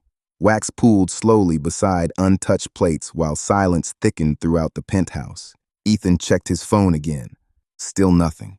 He dialed Julian once more. One ring. 2. 3. Voicemail. Julian's cheerful recorded voice filled the room. Hey, this is Jules. Leave it after the beep. Ethan frowned immediately. Something cold moved through his chest. He called again. Voicemail. Again. Voicemail. By the third attempt, unease had fully settled into panic. Then suddenly, the line clicked. Ethan straightened instantly, but the voice that answered wasn't Julian's. Sir, is this Ethan Rivers? Professional, detached. Ethan's stomach dropped immediately. We're calling regarding Julian Rivers. There's been an accident. The phone nearly slipped from Ethan's hand. 12:10 a.m., St. Mary's Hospital. The emergency room buzzed with organized chaos. Stretchers rolled past. Monitors beeped relentlessly. The sharp scent of antiseptic fought against traces of smoke, blood, and adrenaline lingering in the air. Ethan pushed through the waiting area almost blindly until he reached the intake desk. "Julian Rivers," he said hoarsely. He was just brought in. The nurse looked up at him carefully. Then her expression changed. "He's in surgery." That was all she said. But it hit Ethan like a physical blow. He staggered backward into one of the waiting room chairs while his hands trembled uncontrollably. For the first time in years, Ethan Cross looked helpless. Nearby, another stretcher burst through the emergency doors. Ethan looked up instinctively. Ryan Blake. Glass cuts covered his arms while one leg bent unnaturally beneath emergency braces. His face had gone ghost white beneath streaks of blood and sweat. 3 men followed closely behind the stretcher looking devastated. Derek, Kyle, Jason. "We tried to stop him," Derek whispered desperately to a nurse. "We begged him not to drive." Jason dragged both hands down his face. He wouldn't listen. The nurse only nodded tightly while directing them toward another waiting area. Ethan stared after Ryan with something dark rising rapidly behind his eyes. Hours blurred together after that. Machines hummed endlessly. Doctors moved in and out of hallways. Nobody told Ethan enough. And eventually, the fear inside him transformed into rage. He stormed toward Ryan's hospital bay without thinking. Curtains rustled violently aside as Ethan entered. Ryan lay pale against the bed beneath IV lines and monitors, his injured legs suspended while painkillers dulled his movements. The second Ryan saw Ethan's face, terror flickered across his own. "You!" Ethan's voice shook violently now. "You put him here." Ryan swallowed hard.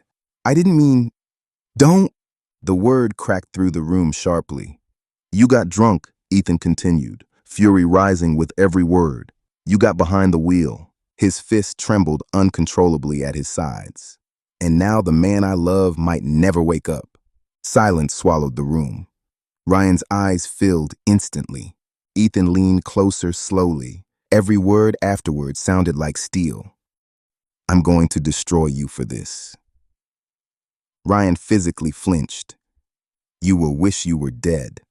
Tears rolled sideways into Ryan's pillow. "I know," he whispered brokenly. Behind Ethan, Ryan's friend stood frozen with horror and guilt written across every face. Because deep down, they knew they had failed too. Ethan stared at Ryan one final moment before storming out of the room. The curtain swung violently behind him, and silence crashed down afterward. Ryan stared blankly toward the ceiling, while the heart monitor beside him beeped steadily through the suffocating quiet. Derek finally spoke first. "We should have done more." His voice cracked under the weight of it. Kyle wrung his trembling hands together. "I had his keys for a second," he whispered. "I should have fought harder." Jason looked toward Ryan with hollow eyes. "We didn't just let him drive." He swallowed hard. "We let this happen." Ryan squeezed his eyes shut tightly while tears slid down his temples. "I know," he whispered again. No one in the room knew what to say after that, because guilt had already settled permanently between all of them. Several minutes later, the curtain moved again. 2 police officers stepped inside. Badges gleamed beneath harsh fluorescent lights. Ryan looked up weakly. "Ryan Blake?" "Yeah." One officer opened a small notepad. "You are currently under arrest for driving under the influence and vehicular assault." Ryan's breathing hitched sharply. "Depending on the victim's condition," the officer continued flatly, "those charges may increase." Ryan tried sitting up instinctively before groaning in pain. "Is he alive?" The officers exchanged a brief glance. "He's in surgery." Derek stepped forward immediately. "He's hurt too," he blurted. "He's not some monster." "Then maybe you should have stopped him from driving." The room went dead silent. Derek lowered his eyes instantly. Jason rubbed a hand across his face slowly. "We all failed," he whispered. The officers secured a restraint lightly. "You'll remain under supervision until discharge," one officer said. "Then county lockup." Ryan stared numbly at the restraint beside his bed while despair hollowed him out completely. And standing nearby, his friends realized something terrible. One reckless decision had shattered all of their lives too. By early morning, The hospital waiting room had transformed into a strange limbo suspended somewhere between hope and grief. Fluorescent lights buzzed overhead relentlessly. The clock sounded impossibly loud. Ethan sat hunched forward with his head in his hands while Marcus stood nearby, gripping his shoulder tightly. "You need to call Vanessa." Ethan looked up immediately. "She'll hate me." Marcus leaned closer. "This isn't about you." His voice sharpened. "Call her." Several minutes later, pounding erupted against Vanessa's apartment door. She opened it wearing sweatpants and smeared mascara while confusion clouded her face. A driver stood there, breathless. "Julian Rivers." Vanessa froze instantly. "There's been an accident. Critical." The world tilted sideways. Vanessa grabbed her bag without another word and ran. By the time she burst into the hospital waiting room, Ethan had already risen to his feet. His face looked wrecked by grief. "Where is he?" Vanessa's voice trembled violently. "Tell me he's alive." Before Ethan could answer, a doctor stepped through the hallway doors. Calm, careful, but grave. "He survived surgery." Vanessa's knees nearly gave out immediately. The doctor continued gently. "There's severe swelling in the brain. He's currently on full support while we monitor neurological activity." Then came the sentence that shattered her completely. "There is also a DNR order on file." The room seemed to disappear around her.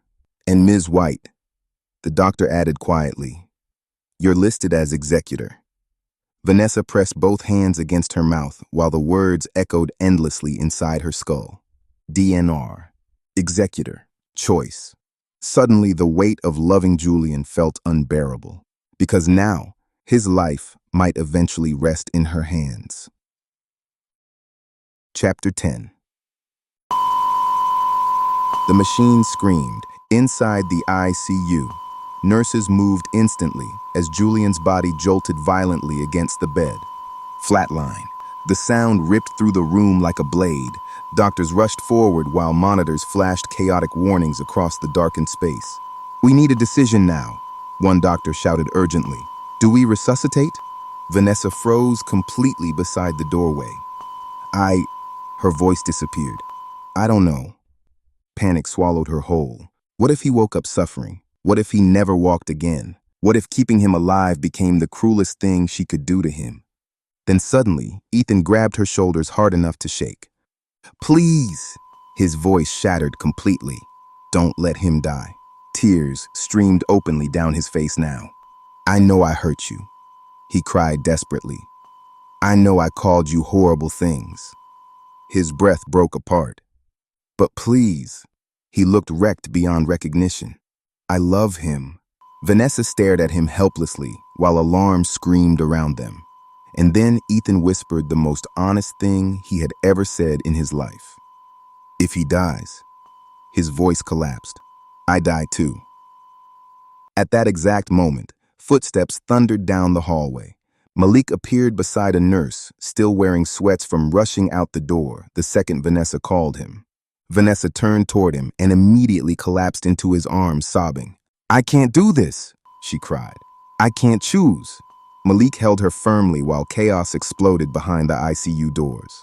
"What if he hates me for saving him?" she whispered brokenly. "What if he wakes up broken?" Malik gripped her shoulders gently but firmly until she looked at him. "You choose life." His voice carried absolute certainty. "That's what love does." Vanessa stared at him through tears. Then finally, she turned toward the doctors. "Save him!" Her scream cracked through the hallway. "Do everything you can. Save him!" Inside the ICU, defibrillator paddles pressed against Julian's chest. "Clear!" His body jerked violently. Nothing. Again. "Clear!" Another violent jolt. The room held its breath. 1 second, 2, 3. Then, a faint rhythm returned across the monitor. Weak, fragile, but alive. Everyone in the room broke down crying almost instantly. Hours later, Julian lay unconscious beneath dim hospital lighting while machines breathed and pulsed softly around him. Vanessa sat beside the bed, whispering apology after apology through tears. Ethan remained on the opposite side, gripping Julian's hand tightly, like letting go might somehow stop his heart again. Malik stood silently nearby, steady as stone. Vanessa finally looked toward him. "He's going to hate me," she whispered shakily, "because I saved him." Her voice cracked apart. "What if he never walks again?" Ethan lifted his eyes immediately. "Then he'll hate both of us." His voice never wavered. "Because I'm not leaving him. Ever." The steady beeping of the monitors slowly faded beneath the weight of memory. Vanessa rested her forehead gently against Julian's shoulder, while old moments flooded through her mind one after another. The two of them as reckless teenagers climbing over a club fence before security caught them, both laughing so hard they could barely breathe. College nights collecting aluminum cans just to scrape together enough money for cheap pizza.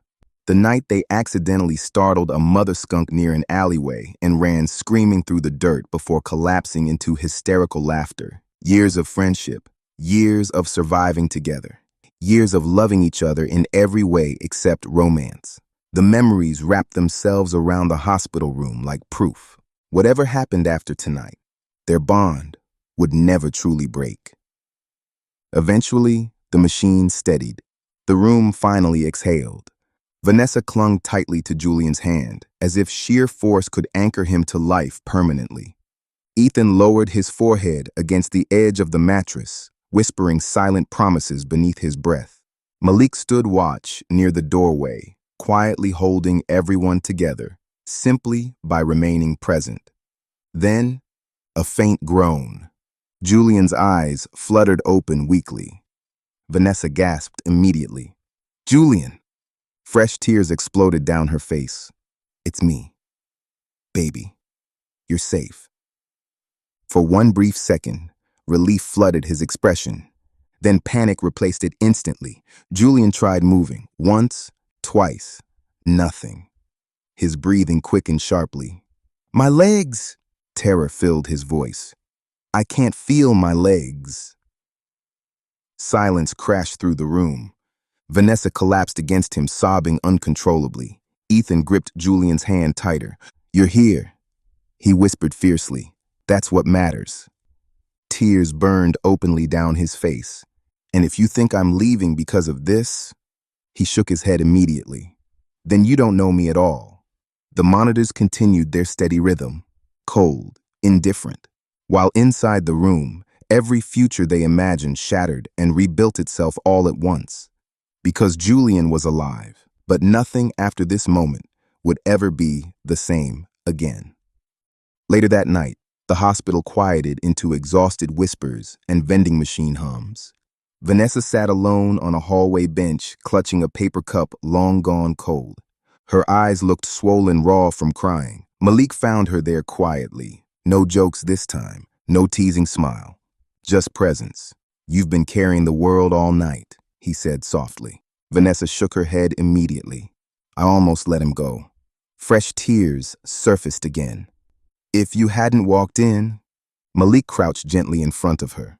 "Stop." His voice remained steady. "You chose life."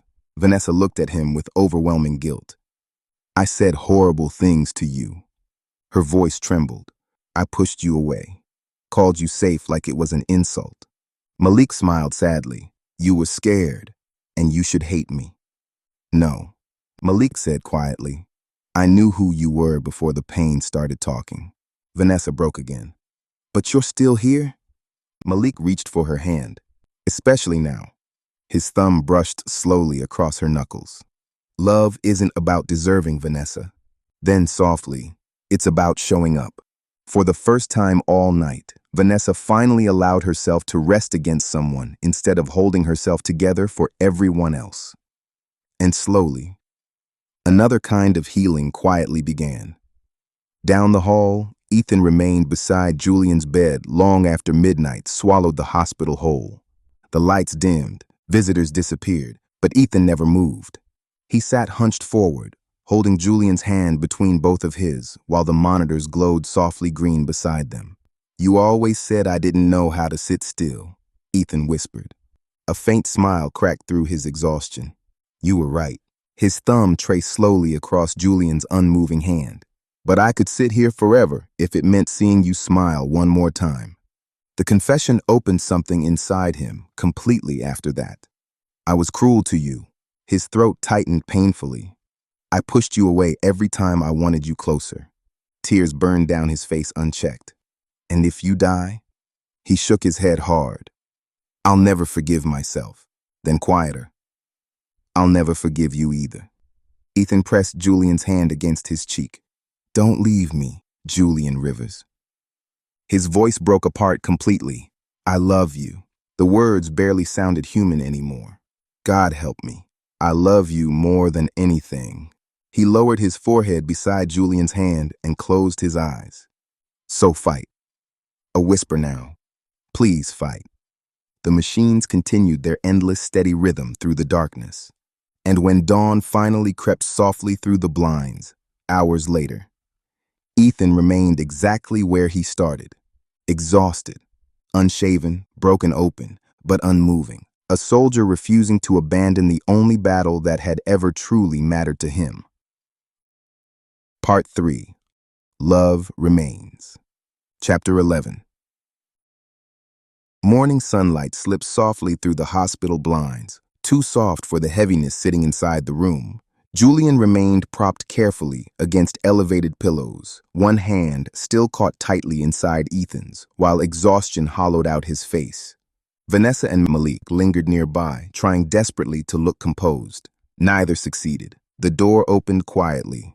Dr. Patel entered alongside a younger resident carrying charts and scans beneath one arm.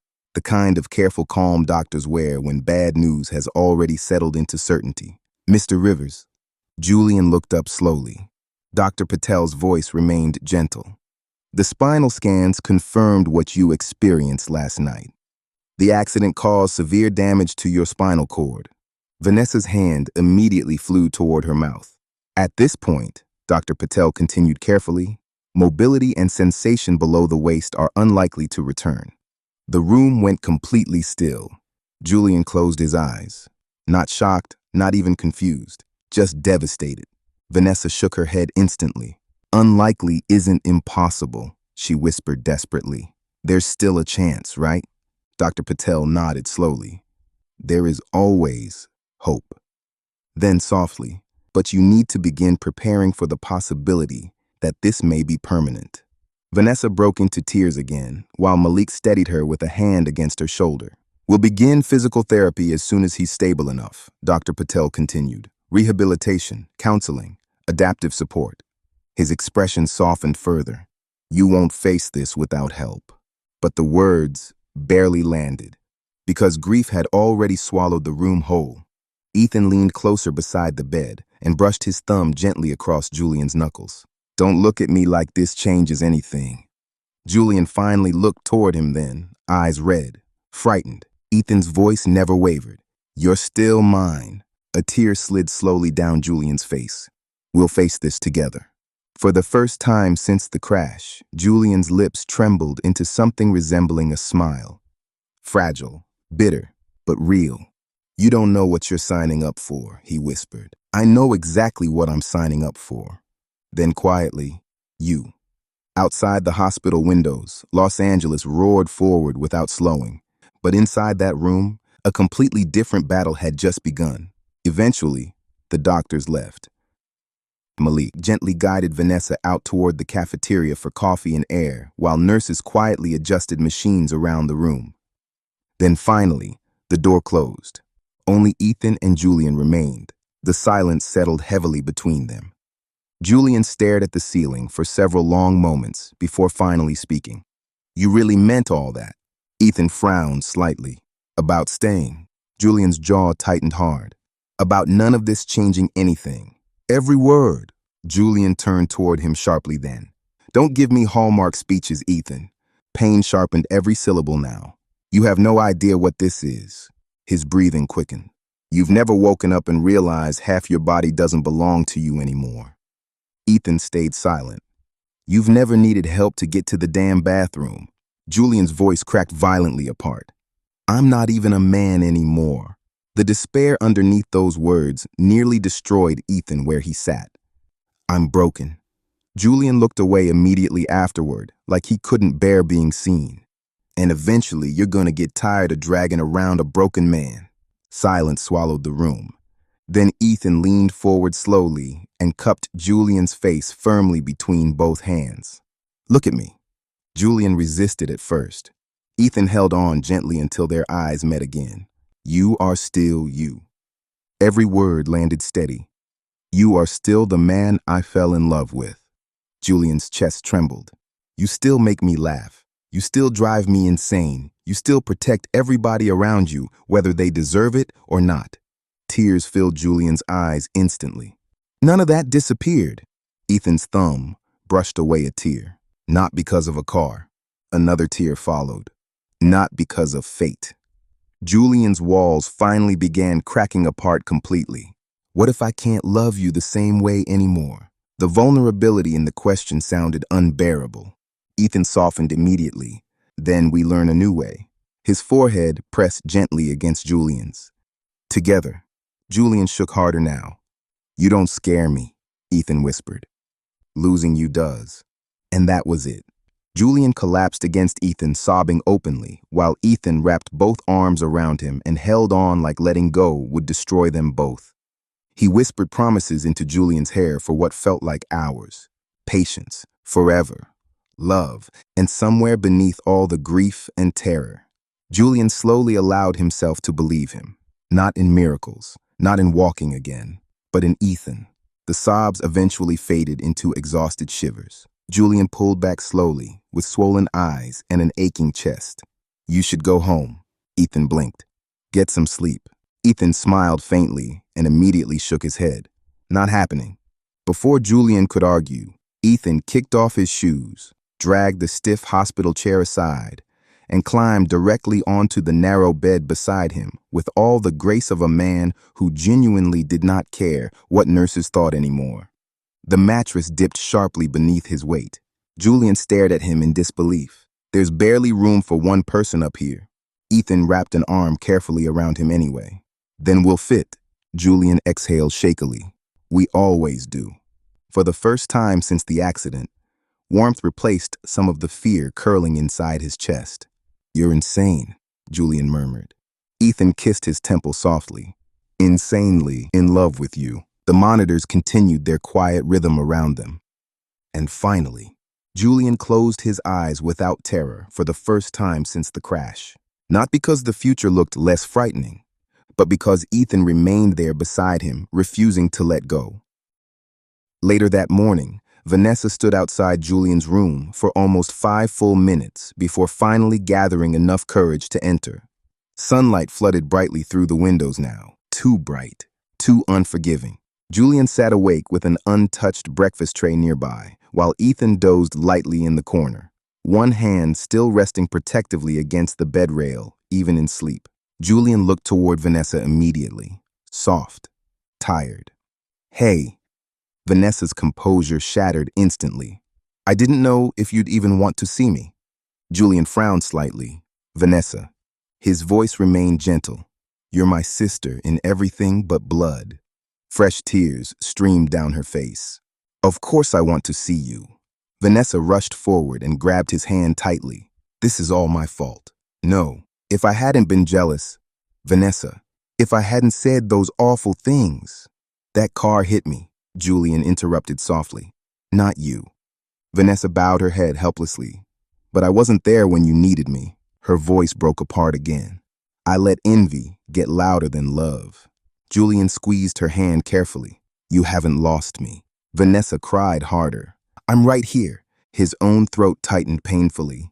And you have always been enough. Vanessa lowered her forehead against his hand while relief and grief tangled together inside her. We fight, Julian whispered softly. We fall apart sometimes. A faint smile touched his mouth. But forgiveness is part of loving somebody this long. In the corner, Ethan watched silently while the tension between them slowly dissolved. No more comparing yourself to me, Julian murmured eventually. Or Ethan. Or anybody else. Vanessa nodded immediately through tears. Promise. Julian brushed gently at one of her tears. You're enough exactly as you are. And finally, the fracture between them began healing.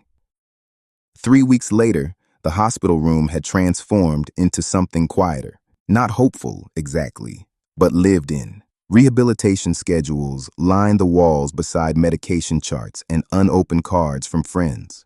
Ryan Blake now faced the full force of Ethan's fury through lawyers, investigators, and prosecutors determined to bury him beneath consequences. But inside Julian's room, everything felt softer, sadder, more honest. Julian sat silently in his wheelchair near the window, staring out toward the city skyline with his hands resting motionless in his lap. You know, Ethan looked up immediately from the couch nearby. If I told you to leave me, Julian swallowed hard. Would you? Ethan crossed the room without hesitation and crouched directly in front of him. Never. Julian's eyes filled instantly again. Then why stay? His voice cracked quietly. We're not making love. Fear darkened every word afterward. I'm terrified you'll eventually cheat. Ethan physically flinched. That you'll get tired of me. Julian looked away. That someday you'll want somebody whole. Pain flashed openly across Ethan's face now, but his answer came immediately. I would wait a lifetime to make love to you again. Julian looked back at him slowly. A lifetime. Ethan's voice shook fiercely with conviction. No one replaces you. He reached carefully for Julian's hands. I'll wait. Then softly, I'll love you. A tear slipped down Julian's face. Always. And for the first time since the accident, Julian finally leaned forward willingly into Ethan's embrace. The fear didn't disappear completely, but inside Ethan's arms, it loosened enough to let him breathe again. Chapter 12. Physical therapy became its own kind of war. Every morning began with pain, sweat soaked through shirts. Muscles trembled violently beneath effort. Some days, Julian left rehab exhausted and furious, convinced his body had betrayed him permanently. The therapist pushed hard, sometimes harder than felt fair, but Ethan never missed a session, not one. He sat through every exercise, every failed attempt, every frustrated outburst, every moment Julian wanted to quit, and slowly, something began changing. At first, it was barely noticeable. A faint tingling. Julian froze instantly one afternoon, gripping the therapy bars. My foot. The therapist looked up immediately. What about it? Julian's eyes widened. I felt something. Hope moved carefully through the room after that. Not loud, not reckless. Fragile, but alive. Weeks later, another breakthrough came. A twitch. Small, almost invisible, but real. Ethan nearly shouted loud enough to scare the staff. Oh my God, Jules! Julian laughed breathlessly through tears. And eventually, with both hands locked tightly around the parallel bars and every muscle in his body shaking beneath the strain, Julian stood, only for a few trembling seconds, but it was enough. Ethan applauded louder than anyone in the room while Julian cried openly from exhaustion and disbelief. Because for the first time since the crash, hope no longer felt impossible. The courtroom remained packed on sentencing day. Ryan Blake entered slowly with a permanent limp and hollow eyes, while chains rattled softly around his wrists. The prosecutor spoke harshly. The judge listened carefully, and throughout the proceedings, Ethan sat rigid beside Julian, radiating cold fury toward the man who had nearly destroyed their lives. But then Julian requested the microphone. The courtroom quieted immediately as he wheeled himself forward. His hands trembled slightly against the chair, but his voice remained steady. I know what it means to live with trauma you never dealt with. The room fell completely silent. I had my own childhood trauma, Julian continued quietly, and for years it twisted parts of me I didn't understand. Ryan lowered his eyes instantly. Ryan's trauma came out through alcohol, through recklessness. Julian inhaled slowly. And now all of us are here because pain left untreated eventually destroys people. Even the judge looked visibly affected now. Julian's eyes shifted toward Ryan. I forgive him. The courtroom visibly reacted, not because he deserves it. His voice remained calm, but because I refuse to let hate keep living inside me. A long silence followed. Then softly, "I ask for leniency." Ryan broke into tears immediately. The judge removed his glasses slowly while considering Julian for several long moments before finally issuing a reduced sentence with the possibility of parole and mandatory rehabilitation programs. Ryan cried openly while mouthing thank you toward Julian, and somewhere beside him, even Ethan's anger softened slightly. Chapter 13. Weeks later, back at the house, Julian sat quietly in the garden with his cane propped beside the chair, while late afternoon sunlight painted everything gold. He still tired easily. Some days his body felt heavier than his spirit could manage, but the air smelled different now. Sweeter, freer, alive. Ethan stepped outside, carrying 2 mugs of tea, and handed one silently to Julian before settling into the chair beside him. For a long moment, neither man spoke. They simply sat together listening to birds drift through the trees while the city hummed softly somewhere beyond the walls. Finally, Ethan turned toward him. "I love you." His voice sounded rough with emotion, honest in a way that still caught Julian off guard sometimes. Julian looked back at him slowly, really looked, and what he saw there unraveled the last fear still hiding inside him. No pity, no obligation, no fear, only devotion. Julian's lips trembled into a smile that reached all the way into his eyes. "I love you too." The words settled softly between them while the wind stirred through the garden. And for the first time since the accident, the future no longer felt like a sentence. It felt like a promise. Another exhausting therapy session ended days later with Julian managing several shaky supported steps before collapsing breathlessly back into his wheelchair, laughing in disbelief. Ethan stood nearby, watching him like he was witnessing something sacred. Later that evening, Julian wheeled slowly into the bedroom, sore in every muscle, but proud in a way he hadn't felt in months.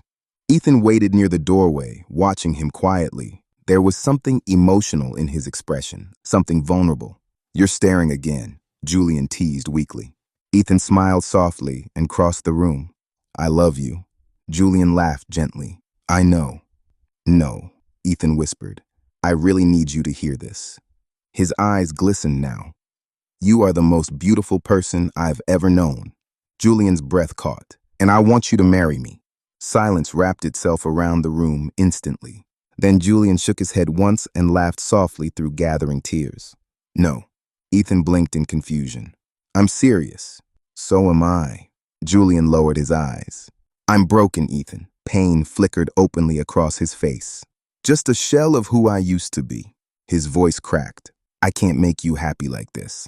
Ethan didn't argue, didn't rush. He simply crossed the room, lifted Julian carefully from the wheelchair, and carried him gently toward the bed. "You are not broken." His voice sounded fierce now. "You are mine." Julian stared at him silently, while emotion threatened to split him open again. That night, they rediscovered intimacy slowly, tenderly, with patience, with trust. There were moments of hesitation, moments where fear tried creeping back in, moments where Julian instinctively wanted to apologize for what his body could no longer do. But Ethan silenced every apology with another kiss, another touch, another whispered reassurance. Nothing about the night felt tragic. Nothing about it felt diminished. It felt human, real, loving. And somewhere between trembling hands, soft laughter, and quiet promises shared beneath dim light, Julian realized disability had not ended intimacy. It had simply taught them a new way to love each other. A few days later, Vanessa arrived at the house with Malik beside her, proudly wearing an engagement ring of her own. The second she saw Julian glowing brighter than she had in months, her eyes widened dramatically. "Oh my God!" Julian immediately looked suspicious. Vanessa clapped both hands excitedly. "You got some dick?" Julian nearly launched himself out of the wheelchair. "Vanessa!" She was already sprinting across the living room, laughing hysterically, while Julian wheeled after her in complete horror. "Oh my God, stop yelling!" Vanessa pointed triumphantly while running around the couch. "He got dick, he got dick, he got D-I-C-K." Ethan buried his face in both hands, laughing helplessly. Malik doubled over nearby. "That's okay," Malik shouted between laughs. I had Vanessa screaming last night, too. Vanessa shrieked instantly. The house dissolved into complete chaos afterward. Laughter echoed through every room while Vanessa chased Malik with a throw pillow and Julian threatened revenge from his wheelchair. And for the first time in months, it sounded like family again. Weeks later, sunlight poured warmly through the wedding venue while guests slowly rose to their feet. Julian stood carefully at the entrance, gripping his cane tightly. Every step down the aisle trembled with effort, but beside him stood Vanessa, radiant with pride, while Ethan waited at the altar, already holding the wheelchair nearby if Julian needed it. Love filled the room so completely it almost felt tangible. When Julian finally reached him, Ethan looked seconds away from crying openly. "You made it," Ethan whispered. Julian smiled softly. "Told you I would." The ceremony passed through tears, laughter, and shaking vows spoken from the deepest parts of their hearts. And later that evening, beneath glowing lights and music drifting softly through the reception hall, glasses lifted high into the air, Ethan looked around quietly before speaking. "Ryan's doing well." The room softened immediately. "He's in rehabilitation now," Ethan continued, helping mentor other inmates struggling with addiction. He exhaled slowly. "There's hope for him, too." Silence settled gently afterward, while everyone looked upward toward the stars burning steadily overhead. "It's been rough," Vanessa whispered softly. Malik smiled beside her and shook his head. "No." His hand tightened around Vanessa's. "Family prevails." He looked around the table warmly. "We are family now. Forever." Glasses clinked softly beneath the night sky afterward. Laughter mixed with tears. And somewhere between heartbreak, forgiveness, survival, and love, they all realized something beautiful. Even after fire, love remained. The end.